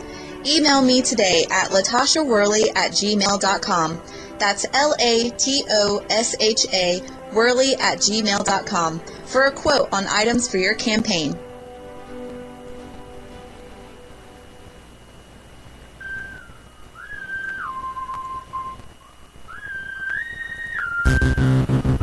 Broadcasting from deep within occupied territory on the far left coast. You're listening to On the Move with Mac Worley III. Stand up, speak out, and get on the move. And now your host, Mac Worley III. Hey, y'all. Welcome to the program. Sit down, have a seat. We're going to have some fun. All right, guys, we're back, and anyway, I want to talk about these tax implications. But first, before I do this, we've got some comments here. We got Ryan. He says, don't forget the tax breaks that married couples get, and we will get to that. He continues to say that we've gotten away from the nuclear family ever since inflation has forced both parents out of the home and the kids into the state-run daycare called public schools. You know, that's actually a very interesting thought, and a lot of people have mentioned this before. You know, I've read a couple articles about the deterioration of the family because, you know, two people are working, and then we have basically state-run institutions, you know, indoctrinating our children. And again, when governments start to teach morality, I think that is a big problem for me. I don't want the government to be involved in morality at all. I don't want the government telling me what is moral, what is not moral. I'll make that decision for myself. I'm a free man. I can think for myself. I don't need the government to be my moral compass. I can do that myself. And I'd like to instill my values into my children, or at least attempt to. And when they get older, they can make the decisions themselves. If I'm wrong or if I'm right, you know, what is their moral compass? So I can only hope that I give them the tools that they need to make that decision, you know, for themselves. So, but I don't want the government to teach my kids what is moral and what is not, because what that actually does is teach the kids that what is moral is what the government says is moral. What is immoral is what the government says is not. So that's where I have an issue with this. So I want to get to this article that I wasn't able to read. I found another one here. This is about the Montana man inspired by legalization of same-sex union to seek to marry a second wife. By the way, this is an article written by Jonah Hickap, published July 4th, 2015 on ChristianToday.com. A polygamous man in Montana is seeking to marry his second wife after he was inspired by the U.S. Supreme Court ruling that legalized same-sex marriage nationwide. Again, they use the 14th Amendment's due process clause, where equal protection clause, where they said that basically because some are legal over here in these 36 states, that these other 14 states have to recognize that marriage. You know, we brought up all the other arguments as to where that could go as far as, you know, concealed carry permits, reciprocity, and things along those lines, which I do not trust the Supreme Court to ever vote in liberty's favor now, because you know, it doesn't even matter what the Constitution says anymore. They can just decide that words mean new things, and even things that have absolutely nothing to do with the Constitution, like the right of marriage, unless you're clarifying it underneath a religious aspect, underneath the First Amendment, which the only thing that they mention about the First Amendment is that you do have a right of religious beliefs, but it doesn't have anything to do with this situation right here. It's just they just acknowledge that there is a right of religious beliefs. Well, yeah, well, thank you. Appreciate that, Supreme Court. But there's actually nowhere in the Constitution that protects the right of marriage anywhere, unless you're referring to the First Amendment. So, but anyway, I digress. They use the 14th Amendment to, across the board, legalize same-sex marriage nationwide. And this article goes on. The three went to Yellowstone County Courthouse in Billings, Montana last Tuesday to apply for a marriage license. Bigamy is illegal in the United States, including in Montana, and Collier said he will sue if his application is denied. He married Christian in a religious ceremony in 2007 in order to avoid bigamy charges. It's about marriage equality. You can't have this without polygamy, Collier said. So I get what he's doing, and I don't know where he stands on the political spectrum. Honestly, I really don't care. He's using what the Supreme Court has done as what we have said would happen. Those liberals out there that told you that the marriage equality movement, the same-sex marriage movement, would not have a cascading effect into other areas, they were either lying or deluding themselves. Because it's when you create a situation where you completely break the legal mold of a society, obviously new questions are going to arise. Just like with this 14th Amendment thing, it's totally flipped things on their head. We don't know what will happen now. There's no way to know because the Constitution has been violated. And that is the rule book for the game. That's the rule book. Imagine we're playing a game, all right, a game of cards, and I suddenly change the rules halfway through the game. That is essentially the same thing that the Supreme Court just did. That's why we had the Constitution to begin with. We wanted to have a clear set of rules. This is what the government can do. This is what they cannot do. This is what they absolutely cannot do. Here are the structure of the government. This is how it's supposed to be set up. If you want to change this, there's a way to do it. You can change it through the constitutional amendment process. And if you want to grant more powers to another branch or something else in the government, or you want to create other things in the government, there's a way to do it. Our founders gave it to us. It is the amendment process. However, that's not what we like to use, apparently. We just pass laws and violate the Constitution, reinterpret laws. The Supreme Court now can just rewrite laws. They're now legislative and judicial. I don't recall anywhere in there, but I guess it didn't stop them because judicial review, the ability for them to determine what is constitutional and what is not, is nowhere in their prescribed powers anywhere. No power of determining what is constitutional or otherwise was ever granted by the Constitution to the Supreme Court. They just took that as well. So who knows where this is going to go? This leaves the door wide open. So many questions we do not know. So, of course, now things are getting challenged. And again, I don't care if a polygamist marries 5,000 women. All right? It doesn't matter to me. You can go marry whoever you want, and I support Nathan Collier and these two women to go do whatever they want. My issue is the fact that the rug has been pulled out from underneath us, and we've been told this whole time, this isn't going to happen, this isn't going to happen. None of these, polygamy is not going to happen. Are you crazy? Incest is not going to happen. People who are related are not going to go try to get married to each other.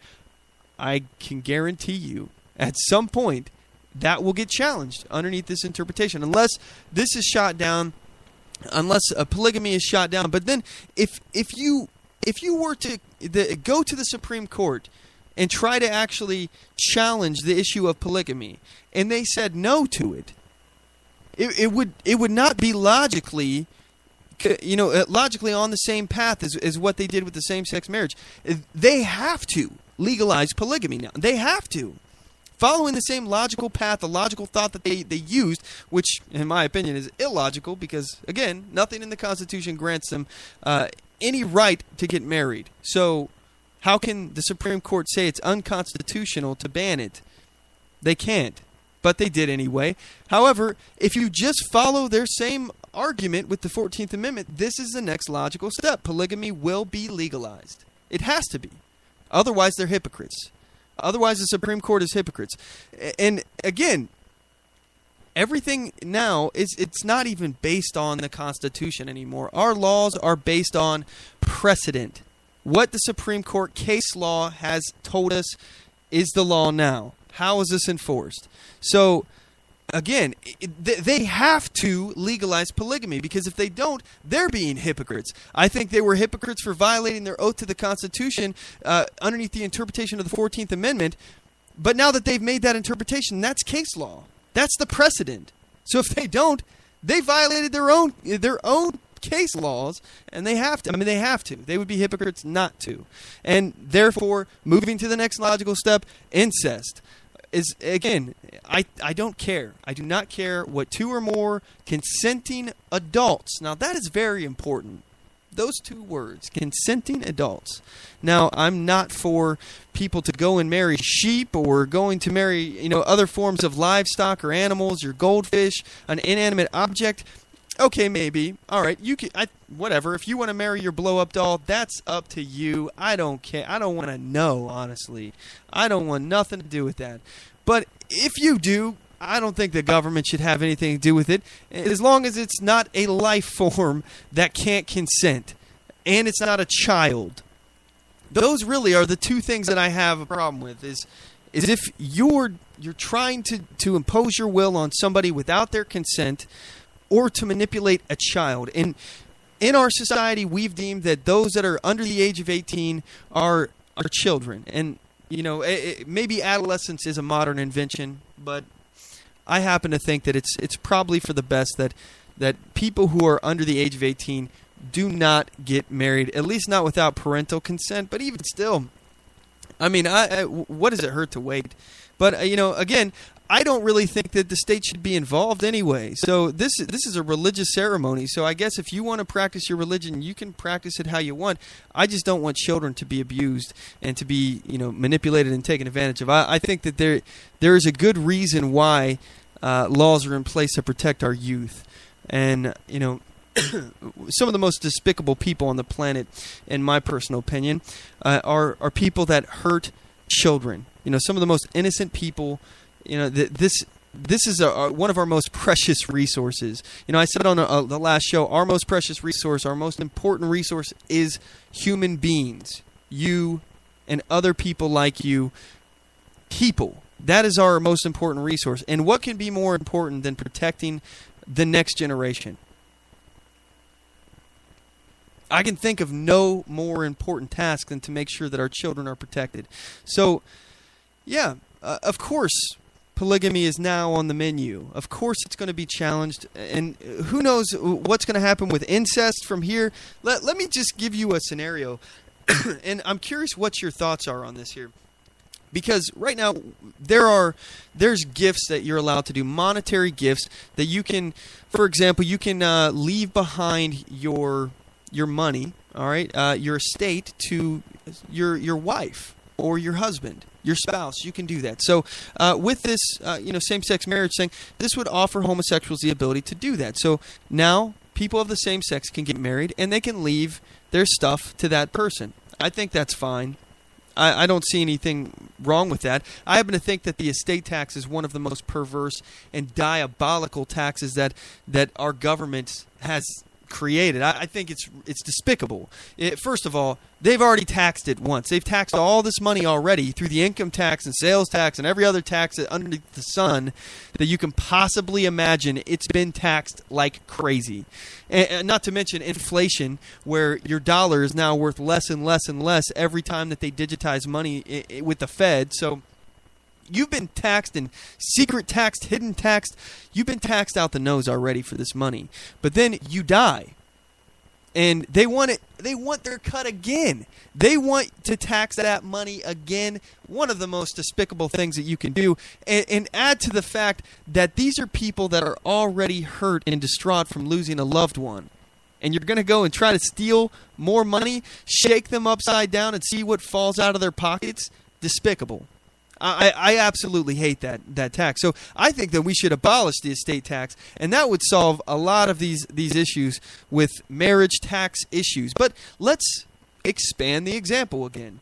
So now you have, let's say you are a father, and you want to make sure that your kids get your I'm sorry, not your kids, but you want to make sure that a group of people get your money that you leave behind. So you become a polygamist and you marry multiple people, and now tax-free, boom, your spouses get your money.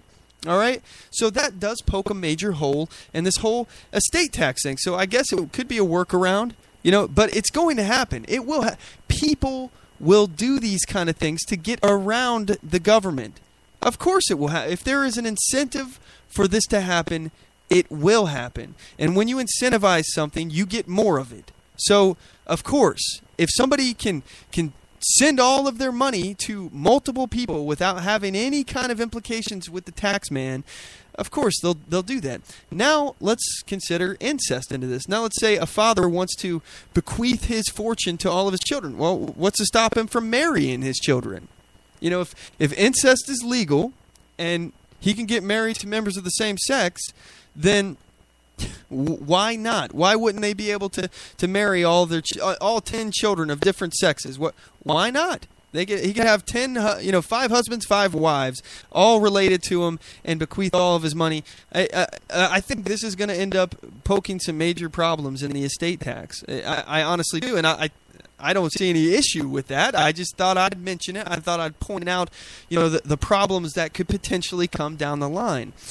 And we were talking earlier about winter soldiers and why I think it's important that we stay on the offensive and we make sure that we have a really strong resolve and we don't get discouraged too easily. I'm going to cover this when we get back from a break here. I want to talk about Thomas Paine's The Crisis, and I think this in my opinion is a poem. This is some of the most beautiful English language use that I've ever seen, and it really speaks home to me. So, I think. Anyway, we'll get back to this here. We're going to cut to a commercial break. We're going to cover this when we get back. We got more, a lot of different stuff I want to get to. I want to cut to the voter ID law conversation as well. So the Supreme Court made a decision on that. I want to read an article from that as well. So we'll be right back, guys. Don't go anywhere. I do solemnly swear that I will support and defend the Constitution of the United States of America against all enemies, foreign and domestic, and that I will bear true faith and allegiance to the same, and that I take this obligation freely without any mental reservation or purpose of evasion, pledging my life, my fortune, and my sacred honor. So help me God. Join us at oathkeepers.org.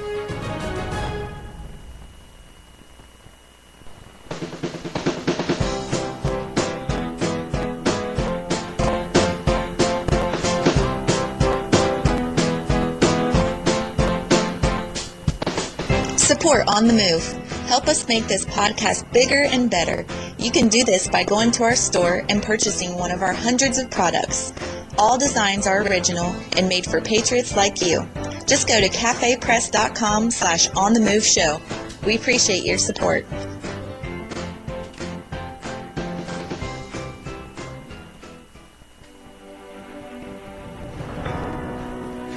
Hi, I'm Latasha Worley, and I work with candidates to creatively and effectively communicate their message to voters.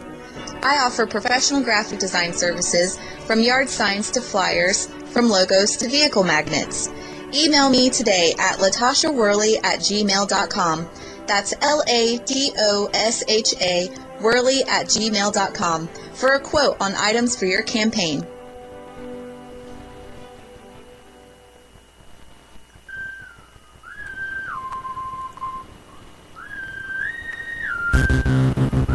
Broadcasting from deep within occupied territory on the far left coast. You're listening to On the Move with Mac Worley III. Stand up, speak out, and get on the move. And now your host, Mac Worley III. Wow, I just uncovered this article that I find really upsetting. And I'm kind of shocked that I'm even seeing this right now. It's blowing me away. Many of you may remember we covered on a previous episode C.J. Pearson, his rant that he had regarding President Obama. I'll go ahead and play it real quick for you so you can get a backstory off to what he said. So here's C.J. Grisham. He's, I believe, a 12 or 13-year-old, and he's talking directly to President Obama in his YouTube video. Hi. My name's CJ Pearson, and today I wanted just to applaud Mayor Rudy Giuliani for his comments about President Barack Obama. Here's the truth of the matter. I don't want to be politically correct. I don't care about being politically correct at this point. President Obama, you don't love America. If you really did love America, you would call ISIS what it really is. An assault on Christianity, an assault on America, and a downright hate for the American values our country holds. Of freedom of speech, freedom of religion, and every single thing that our country stands for. If you loved America, President Obama, if you loved America, you wouldn't try to take away what hardworking Americans have worked for their entire lives. You wouldn't do this if you loved the people of America. And when it takes a mayor, the former mayor of New York, Rudy Giuliani, to call you out on your downright hatred for America, then so be it. I applaud him for his comments, and I definitely do hope that one day, other people will get enough guts to speak out against your downright hatred for this nation. When you aren't willing to defend our country against the evil of terrorism, domestic and abroad, you don't love our nation. You just don't. It makes no sense to me, and I don't understand why you would. Here in America, we fight for what we believe in, and we will destroy and annihilate ISIS. Why? Because they attacked us, President Obama. When they kill innocent Americans that have done no wrong except report on what is their constitutional right as journalists, and you do nothing about it, you don't care about their lives. You could care less. But here's what you need to realize. That here in America, we don't back down to terrorists. We fight them on their own battleground and we annihilate them to the very end. Here in America, we don't allow the government to take away what we work for. But we continue to work harder. We continue to work harder so that we may continue to succeed. That's what we do in America. And President Obama, if you really did indeed love America, you'd do the same. You'd fight for our values, domestic and abroad, and you wouldn't take away the right to the American people. Thank you. I gotta say, I've listened to this multiple times, and this kid, I'm telling you, he's fired up, and he fires me up. He inspires me because it's so easy for us to sit here and think that, there's no hope. We're screwed. Just look out for yourself. The ship's sinking. The Titanic is going down. Just get your butt to a life raft kind of situation. It's easy to think that, but with kids like this in that generation coming up, I have a lot of hope. I really do. And by the way, I just reached out to him on Twitter. I'm hoping that he gets back with us because it's, by the way, at the CJ Pearson on Twitter. You can contact him. I'd like to have him on as a guest. I would be absolutely honored to have him on as a guest because this little dude is saying it like it is, and I fully support his first of all his right to say it, and second of all his opinion. But here's the thing that I find disturbing. I just ran across this. This is the GatewayPundit.com. This is from July 4th. This is just yesterday, and it's blowing me away. 12-year-old conservative and family target of death threats after criticizing Obama. He's being threatened. His family is being threatened. The outspoken conservative said that he and his family have been the target of online threats from unhinged leftists. And again, at the beginning of the show, I said that it's important for us to have conversations with the other side. It's important to reach across the aisle for a dialogue. All right? Not to sacrifice our beliefs and compromise away our rights. No. But it's important for us to talk. And why I am on the side that I'm on is because, first of all, I've had conversations with both sides. I used to be a young, dumb liberal. I used to not know anything about everything, but think I knew more than everyone else. Now I realize I don't know a lot. There's tons I don't know. And you know, I like talking to people about different sides of an issue. I want to hear, because I realize once you make that realization that you're not always right, you know, I usually like to believe that I'm not the most important or smart person in the room. I try to find the smartest person in the room and pick their brain. That's what I do. And you know, it's important for us to talk to people and try to learn from others and gain different perspectives, because we only know what we've experienced. You know, I don't see every side of an issue, you know. So obviously, if I haven't experienced another side, or if I've never heard about another side, then I can't possibly know anything about it. So by talking to people, we can learn from other people's experiences. And, you know, that to me is a big reason why I'm a huge fan of history, is because I can see what people in the past have done when they've been in situations and learn from that. That to me, I look at it as like storytelling, like fables and things like that, where you learn a moral of a story, essentially.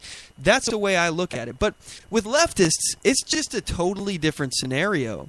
You cannot have a conversation with some of these extreme leftists. They just will refuse to talk to you. It doesn't matter if you're talking about statistics and you're actually pointing out fact-based arguments. No. They'll shut you down. They'll scream at you. They'll call you a racist and a bigot. And that's what you do when you've lost the conversation. By the way, if you have to yell, and we're not talking about yelling just to project your voice so people can hear you. If you have to yell and shout down your opposition, you have lost the logical argument. You may have, even if you won a crowd over or something, you may have won that, but you've lost the argument. Because honestly, that's what debate is about, is learning, and it's not even about defeating your opponent. It's about bettering yourself. Debate. Let's figure out who's right, who's wrong. Let me try to argue my point to the logical end. And if you can come to a logical end and I suddenly get stopped, you ask me a question that stumps me and I'm not able to figure it out, now I have to think about things differently. But no. Leftists, they do not do that. You ask them a question and you challenge their beliefs on something that they believe in, and they believe it so much that it becomes part of them. They stand for this issue, and that is everything to them. If you challenge them in that way, they don't want to have that intellectual click that goes on in their head. They don't want to have that moment where they're forced to reevaluate a situation. They can't, because they stake everything on their belief. They put everything on the line on what they believe, and for them to be challenged on something and say, oh, you know what, maybe you're right, it really does undermine everything that they stand for. So they can't. They can't do that. And most of the time, honestly, they would lose the logical arguments. I mean, you talk about, minimum wage and things along those lines. The statistics and facts are just not on their side. And moreover, liberty is more important than what somebody or a majority of people think an individual should do for others. People are always trying to get into your pockets, and that is a big problem with the left, is that they constantly want to reach into somebody else's pocket and not put responsibility on the individual. And I think I was listening to, I think it was Glenn Beck, maybe it was Buck Sexton, I don't recall, but I was listening to one of these guys on the radio, and they were talking about no, it was Chris Salcedo on the Buck Sexton show. That's right. All right, so he was talking about achievements for the left, like what has the left achieved, and they started listing off basically all these social programs, all these welfare, food stamps, things along those lines, all of these things that basically takes money from one group of people through legalized plunder of the government. It's something that would be illegal for you or anyone else to do, but because the government does it, suddenly it's legal and it's moral. So to steal from one group and give to another, those are achievements of the Democratic Party. But when asked, they actually, the article that they were talking about, is they challenged somebody to say, what is a Republican achievement? And, one interesting principle is that liberty people for small government, one of the biggest achievements that you can have is for the government to leave you the hell alone. So it's very difficult for you to quantify as programs, listing off programs that the government's done for you as an achievement for the Republican Party, because that's just not how they operate. At least not, the Tea Party, small government style people, and even libertarians. We don't operate that way. We don't quantify our successes based on how many government programs that we create, how much money we've stolen from other people to give to someone else. We don't quantify things that way. How we quantify things is how much freedom have we now created. You know what I mean? How much ability to interact with the market unrestrained do you now have because of things that we've done? And how do you quantify that? It's difficult, obviously. So trying to say, left-wing achievements over right-wing achievements, I look at every single left-wing achievement, these social welfare programs. Again, I believe in charity. I look at each one of these social welfare programs as a failure on society, as a failure on that party, that they couldn't come up with a way for the government not to do it, that they couldn't figure out a way to get the community to come together to fix the problem themselves. They couldn't figure out a way to empower the individual. This is where we stand right now. We're at the point of, honestly, I think that we've crossed the point of no return, but perhaps I'm wrong. Maybe we can still win this. And now, granted, things aren't as bad as they have been in the past for liberty. And we're on the heels of the 4th being over now, 4th of July, our Independence Day. That's over. However, it got me thinking about the history behind it, because I was feeling really down about that Supreme Court decision. Both of them, related to Obamacare, with state meaning federal now. Apparently, the judicial branch can just rewrite legislation, not their job, but okay, they can just save a law because they knew it wouldn't have gotten passed through this Congress. They knew that if they kicked it back, they would not have made the changes that they needed to get it passed, so it would have become inert. It would have been a nullified law, essentially. So they saved the law, Obamacare, now SCOTUS care, by redefining words, by rewriting legislation. None of this is their powers. And then secondly, the same-sex marriage situation, where they violated state sovereignty and the Constitution to do so. So I've been feeling really down, but thinking about this holiday, the 4th, and thinking about how bad things were for our founders, it really made me think about the concept of a winter soldier, somebody who is had their resolve hardened to the point where it doesn't matter what kind of complications that they face, it doesn't matter what the challenges are, they're going to stand fast and fight, even if they think that they'll lose. Even if you think that there's an opportunity for you to go down in flames. Personally, I'll go down in flames swinging. I'll go down fighting. That's where I stand. That's where I've always stood. But these words give me strength, and I think that they will maybe do the same for you. This is Thomas Paine's The Crisis. This was written, I believe, December 23rd, 1776. And I want to give you the scenario. The revolution was on full swing, and George Washington, he was the general leading the army, the rebel army, and he hadn't won a single battle.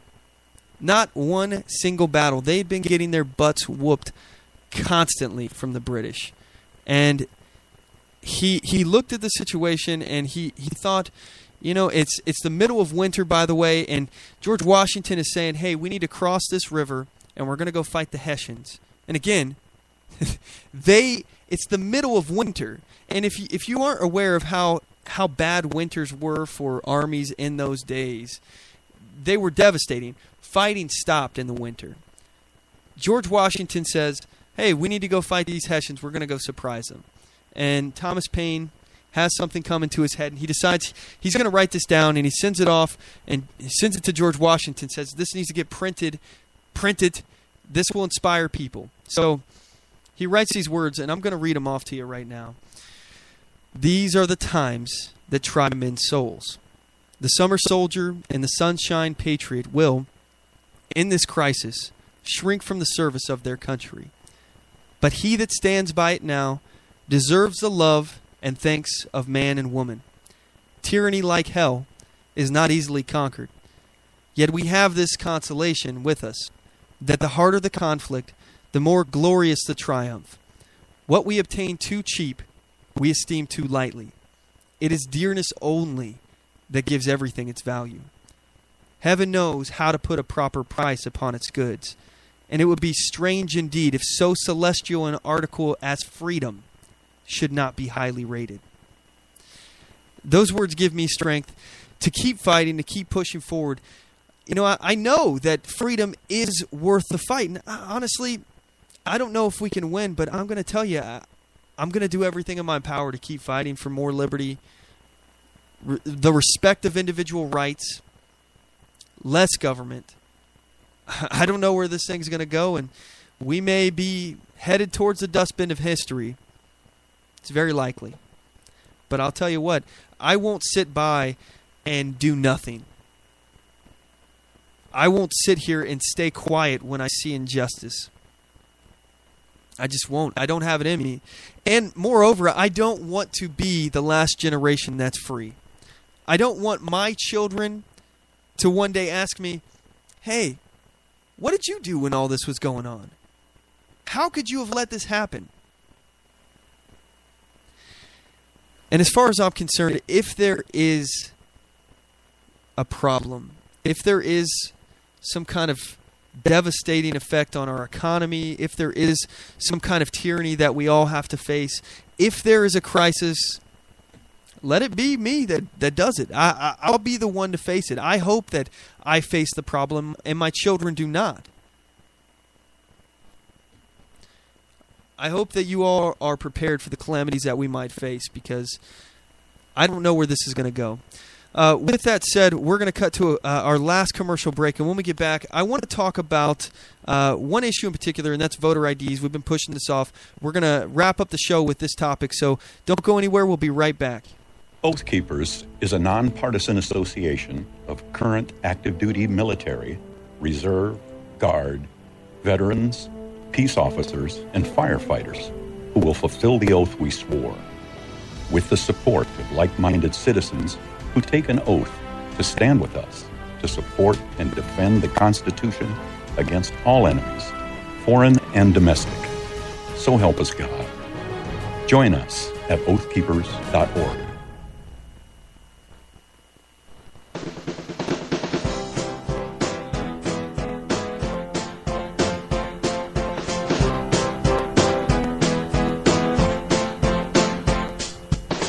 Support On The Move.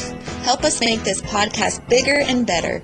You can do this by going to our store and purchasing one of our hundreds of products. All designs are original and made for patriots like you. Just go to cafepress.com/OnTheMoveShow. We appreciate your support.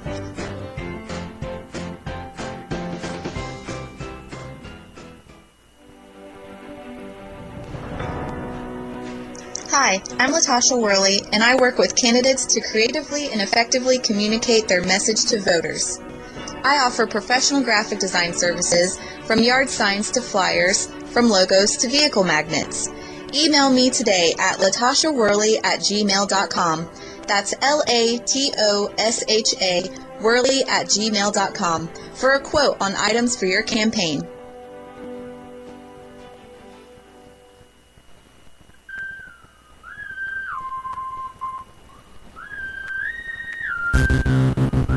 Broadcasting from deep within occupied territory on the far left coast. You're listening to On the Move with Mac Worley III. Stand up, speak out, and get on the move. And now your host, Mac Worley III.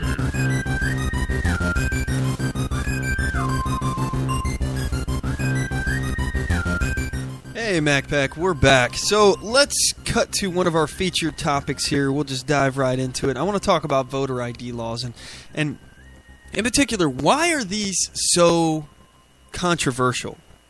Why is it a controversy that you need an ID to vote in an election, especially a federal election? Why is that a big deal? Well, the left, they tell us that it's because, you know, African Americans or other minorities, for example, are those that are particularly in the class that doesn't have government-issued IDs. Okay, all right. I'm willing to even, let's accept those statistics. I don't know if that's accurate or not, but let's just say it is. And from what I also understand is that the elderly are also in this class as well. And, you know, some of the issue is because some of these people can't afford cars. So because of that, therefore, they aren't able to get a driver's license and go down to the DMV, which is notorious about wasting your time, which, by the way, I just want to point out, I just went down to a DMV, I think it was last week or maybe a week before, or something like that. I was down there all day long. So I get it. I understand it takes a long time to go through these kind of bureaucracies. I get it. However, you need an ID to do just about anything. I mean, for example, you need an ID to get into some federal courthouses or other courthouses as well. So just to go into these places, you need an ID. So in addition to that, you need an ID to assert something that is in our Bill of Rights. All right? Now, correct me if I'm wrong. I don't remember anywhere in the First through 10th Amendment Bill of Rights that gave everyone the right to vote. Maybe I'm wrong. Maybe because I'm not a constitutional scholar and I don't pretend to know everything. So maybe I'm wrong. I'm sure it's this is a post-Civil War amendment that was added. And again, I've mentioned my take on why I believe post-Civil War changes to the Constitution are completely a violation of the Constitution because they were done so at the point of a gun. All right, so the North conquered the South militarily, and I feel like I'm a broken record because I say this a lot, but I just want to re-explain this. The North conquered the South militarily. They tried to get the Southern governments to do what they were told. The North did, and when they didn't, they came again with their army, marched in the Capitol, took governors out of office, took congressmen out of office, and replaced them with Northern shills that would do what they're told. And then, after doing these things, then they passed new amendments to the Constitution. So, it goes against the founding principles that this country was founded upon, of voluntary consent of the people, of these sovereign states coming together and voluntarily being part of one union. But I digress. The point is that even something that is in our Bill of Rights, all right, that was there with the founding of the country, the Second Amendment, that gives us the right to keep and bear arms, we are required to have an ID for and undergo background checks as if we've committed a crime when they have no probable cause, no reasonable suspicion that we've committed a crime. We're treated like criminals for asserting our Second Amendment rights. Now, again, these rights aren't given to us by the government. These are natural rights that we had prior to the creation of this government, and we just simply enumerated in the Constitution saying, you cannot infringe upon these. You shall not infringe upon these, but yet they did, and they do, but we have to have an ID for that. On top of that, we're required to have an ID to travel, to drive a vehicle, and we have to register our vehicle. All right? We have a right, a freedom of movement. But we have to have an ID for that now, too. Unbelievable. It's unbelievable to me that something as important as voting, which is nowhere in the Bill of Rights to my knowledge. Correct me if I'm wrong, MacPack. Let me know. Call me out, because you guys, I know you guys are on top of it like that. And with this, we don't need to have any kind of proof that we're U.S. citizens or citizens of the district that we're voting in. No ID, no proof that we are who we say we are.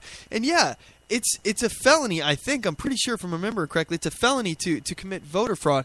But it happens. There are many cases that it has happened. If it's happened once, I think that's too many times. Every time a non-citizen votes in an American election, they are nullifying the vote of an American citizen.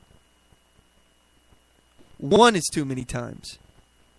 Now, Are you telling me that in the world that we live in now, there is no way for somebody who wishes to vote that we can't provide them with some kind of identification card? Granted, I hate government spending. I hate government programs. However, there is one thing that I would be okay with, and that would be providing on-the-spot ID cards for people who want to vote. If you need to vote, let's have somebody at the freaking voting poll booth, whatever, that, oh, okay, we need your birth certificate and Social Security card. That'll work, all right? We'll give you a driver's license right there. Or have it set up after. I'd be willing to pay that money. I think that is a common good. You talk about using the general welfare clause. Again, general welfare, that is something that the federal government is responsible to do underneath the general welfare clause of the Constitution. That means that their actions, the things that they do, are supposed to be generally helpful to everyone. Everyone. So what could you say would be more beneficial to everyone across the board equally than to make sure that illegal people are not voting in our elections and affecting our elections? That is, in my opinion, that is by far falls underneath the general welfare clause. Absolutely. Absolutely. We need to make sure that our elections are fraud-free. There's no reason why one illegal immigrant or non-American should be voting in our elections. It's extremely important. It's an extremely important issue. But I want to play a clip here because I have a video here. I believe this is from TestTube, if I'm remembering correctly. TestTube on YouTube here. That's their channel. And by the way, if you haven't done so already, go follow CJ Grisham. Follow him too on YouTube. But follow CJ Pearson on YouTube as well, because his video here has 1.9 million views, and he's got a lot of subscribers. He makes other videos, so follow him on there. Show him some support. And I want to play this clip here from TestTube News. They're talking about, are voter ID laws really a bad idea? I'll go ahead and play this, and then I'll follow up with it. We recently did an episode on how some states are enacting laws to discourage and prevent U.S. citizens from voting. And one of those laws, we pointed out, requires people to present a photo ID when they go to vote. And the comment section exploded. It was mainly people just wanting to know why requiring ID was a bad thing. After all, you needed to do pretty much everything else, so why not voting? Well, almost 11% of the U.S. voting population does not have a photo ID. That's 3.2 million people. Okay. Let me just point out, I don't know if these statistics are accurate, but 3.2 million people out of 320 million people in America. It's not really a huge percentage of Americans that don't have a photo ID. But this is not an insurmountable task to get 3.2 million people IDs. And in fact, hold that thought, I'm going to actually Google something right now because I seem to recall there was something recently about giving illegal immigrants IDs. Let me Google it. I don't know if I'll find anything. Give IDs to illegal immigrants. Let's see how many undocumented get ID cards. Here we go. This is in New York. Undocumented immigrants in New York get ID cards to open bank accounts here. So let's see how many people got ID cards. It doesn't say. But the point is, we're giving illegal immigrants ID cards. We're giving non-citizens ID cards. We can't give... Oh, there are an estimated 500,000 undocumented immigrants in New York City. So I don't know if that many people got that, but how many people got this ID card? And I don't know if it was free. I don't know if they charged them. However, regardless, we are providing a program to do this. So we can get illegals in one state ID cards. 500,000 illegals. So it's pretty unbelievable to me that we couldn't have some kind of effort to get an ID for 3.2 million people if they wanted it to vote. And if they don't, out of that, imagine the percentage of the United States that actually votes. All right, just not very many people when you think about it. I think the last I was reading it was like 30 or so % of the American population. Maybe even, I'm just roughly guessing from what I remember. I can't recall. I think it was like 25, 30% of Americans vote, something like that. Maybe I'm wrong. Anyway, out of this, let's say half of those, that's way more than what it's going to be. Even if 50% of 3.2 million people voted, we're talking way less now that actually would want this photo ID. And I personally, I would be willing to pay out in taxes. I'll pay for one whole ID myself. If we'll knock out one person right here in this 3.2 million. One person, if you need an ID, come to me if you want to vote. There you go. I'll pay for one myself. Now let's talk to the other 320 million Americans, and I guarantee you we'll get somebody out of that to pay for the other 3.2. Let's do that, and we can do that voluntarily. Let's start some crowdfunding for that. How about that, guys? Crowdfunding. Let's go fund me on this. I guarantee you we can come up with the money to cover 3.2 million people's IDs if they wanted them. Voter ID fraud problem solved. Here we go. Continue with the video. For me, that fact alone is enough to list voter ID requirements as laws that stop people from voting. But let's take a look at who those 3.2 million people without voter ID actually are. The majority of them fall into 4 categories: young adults, the elderly, minorities, and the poor. 18% of all seniors and 25% of African Americans don't have a picture ID. If photo ID requirements were enacted in every U.S. state, almost a fifth of the elderly population and a full quarter of the African American population would not be able to vote. All right, so let me just point out here this interesting fact here. All right, one of the arguments that she's going to make here is that that basically people who don't have IDs or people who can't afford a car, so they can't afford to do that. My question to you guys is, what do you think the likelihood out of this, 1/4 of African Americans who don't have, 25% of African Americans don't have photo IDs according to her statistics, which I would argue, where did these come from? She doesn't. I didn't hear her provide any information. Maybe I missed it. Maybe she said where it came from. I don't know where this stuff came from. I don't know where her source is.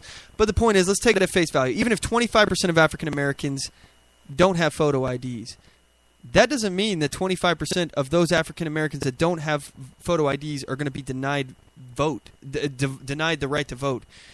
How many of those 25% do you think will participate in a vote? Because, again, they don't have a car.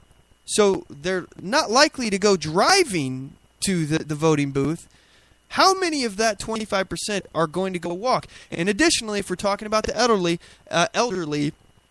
if they don't have 1/5 of the elderly don't have photo IDs according to her statistics, again, that means they don't have a car because they're not driving, and they don't have a driver's license. So are we saying that elderly are going to be walking? 1/5 of the elderly population, the whole 1/5 is going to be walking to the voting booth? I doubt it, considering elderly people have health problems that may prevent them from walking. So we're not really talking about, you're blowing up the numbers saying that these guys couldn't vote. What is the likelihood that they vote? Out of that number, how many actually would vote? And again, I know there are free market solutions to provide people with identification. I know there are enough people. This is such a controversial issue. It's pretty much split down 50-50 as far as I can tell. From the leftists who don't want it to the conservatives or Republicans who do want voter ID laws. I would be willing to bet that you could start a GoFundMe or something and actually get enough money to provide IDs to 3.2 million Americans. I don't think it would be a problem. Which begs the question, why can't they just get IDs? The people without IDs are the very same people that don't have driver's licenses. So they can't just drive on down to the DMV and pick up a photo ID card. Again, that means they can't just drive on down to the voting booth too. A lot of them live in rural areas that are nowhere near the closest DMV. Others...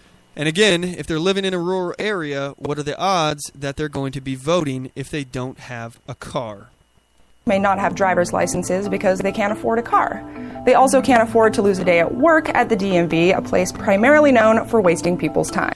And that means that they'll be less likely to vote during the day, and they have less of a window to vote when they can vote at night or something when they get off of work. But if they're so busy working that they can't even go to the DMV, what's the likelihood that they're going to go down to the voting booth? Plus, some states require a birth certificate to get a state-issued photo ID, while also requiring a photo ID to obtain a birth certificate. Are you kidding me? You're telling me that there's no way that you could figure out how to get either a birth certificate or a driver's license? There's no way. Even if you don't have any of these, even if you have no documents, you're an undocumented American, all right? Even if you have nothing, there are ways to get documents. It is not that complicated. I mean, okay, maybe it is a complicated process because it's bureaucracy, but it's not impossible. It's not impossible. If you really want to vote, you'll go through this process. If it's not that important to you, you won't. I mean, that's really what we're saying. And in my personal opinion, if you don't really think that voting is that important in the first place to go through these processes, then perhaps you shouldn't be voting in the first place. The law also limits absentee voting, which is how seniors who are unable to make it to the polls vote. And that is the truly alarming thing about voter ID laws.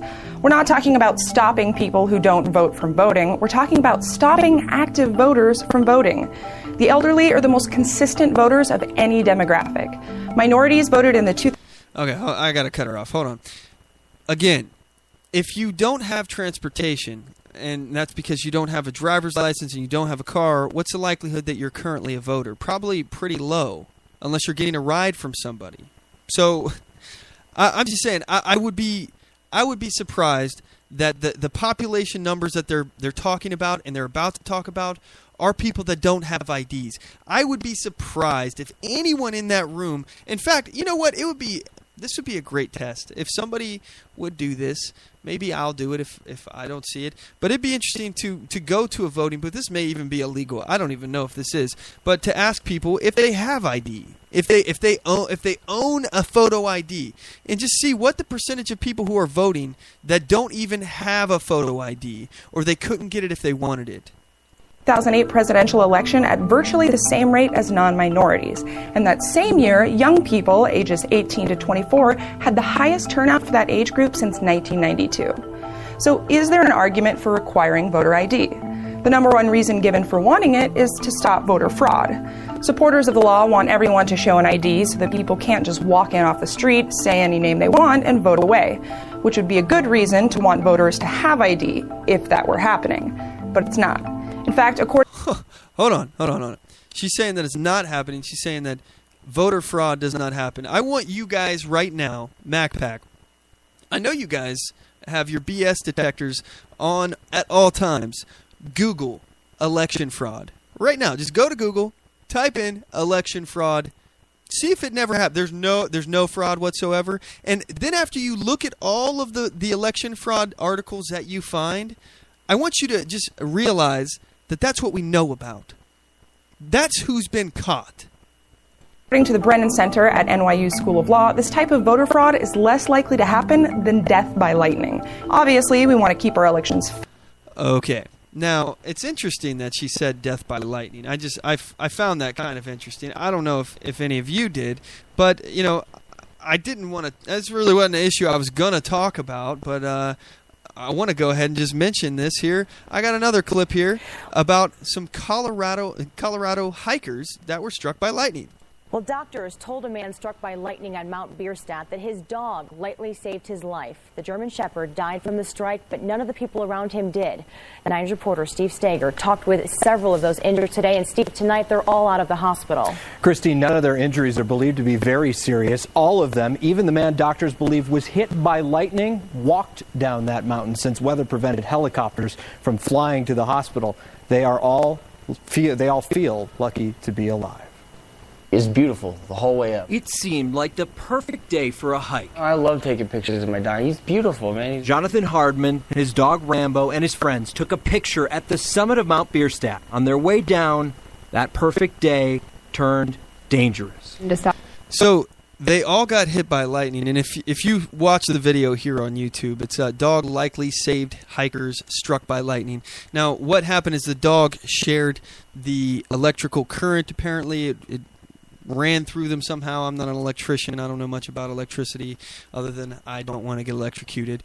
But anyway, the dog basically absorbed a lot of the strike and died. So, okay, these hitchhikers very well could have been killed if the dog didn't absorb it, and the dog did die. So, okay, I struck down most of the arguments in the voter ID laws video that we were just talking about, the clip, and in addition, people can die or animals can die. Long story short, lightning can kill. It does happen. So you start talking about, things that are unlikely to happen. Well, they do happen. Number one, voter fraud. Yeah, the vast majority of people aren't committing election fraud. Yeah, that's obvious. But there are people that are. It does happen. Just like lightning does strike, and it does kill. And more to that, we don't even know all of the election fraud that is happening because these people may have gotten away with it. So it's to me, it's a little bit despicable to use this argument that people won't be able to get. People aren't going to be able to get IDs. Oh no! Yeah, look, we can figure it out. We can empower the people. We don't need a government solution. We need a people solution, and we do need to make sure that our elections are fraud free. It's one of the most serious things in the world. If we're talking about democracy, okay, as in electing our representatives in a republic, all right?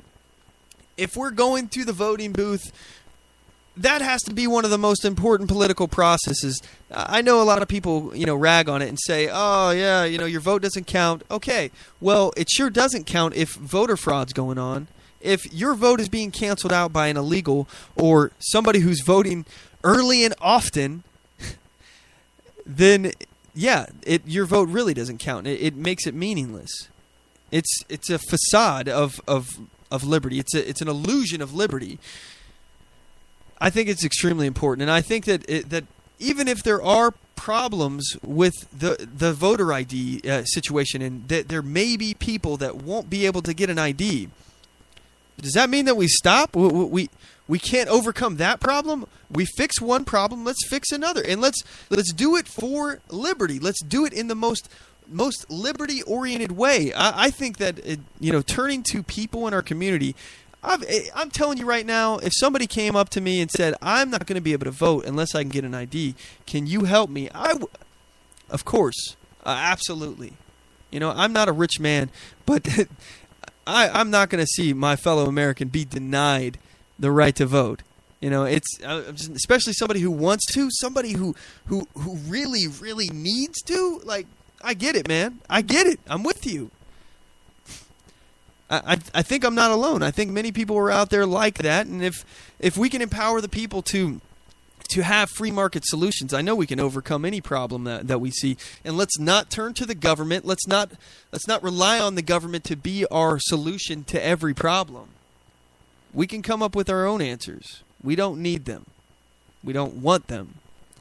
And their solutions usually create more problems, which they then turn and say that they're the solution again.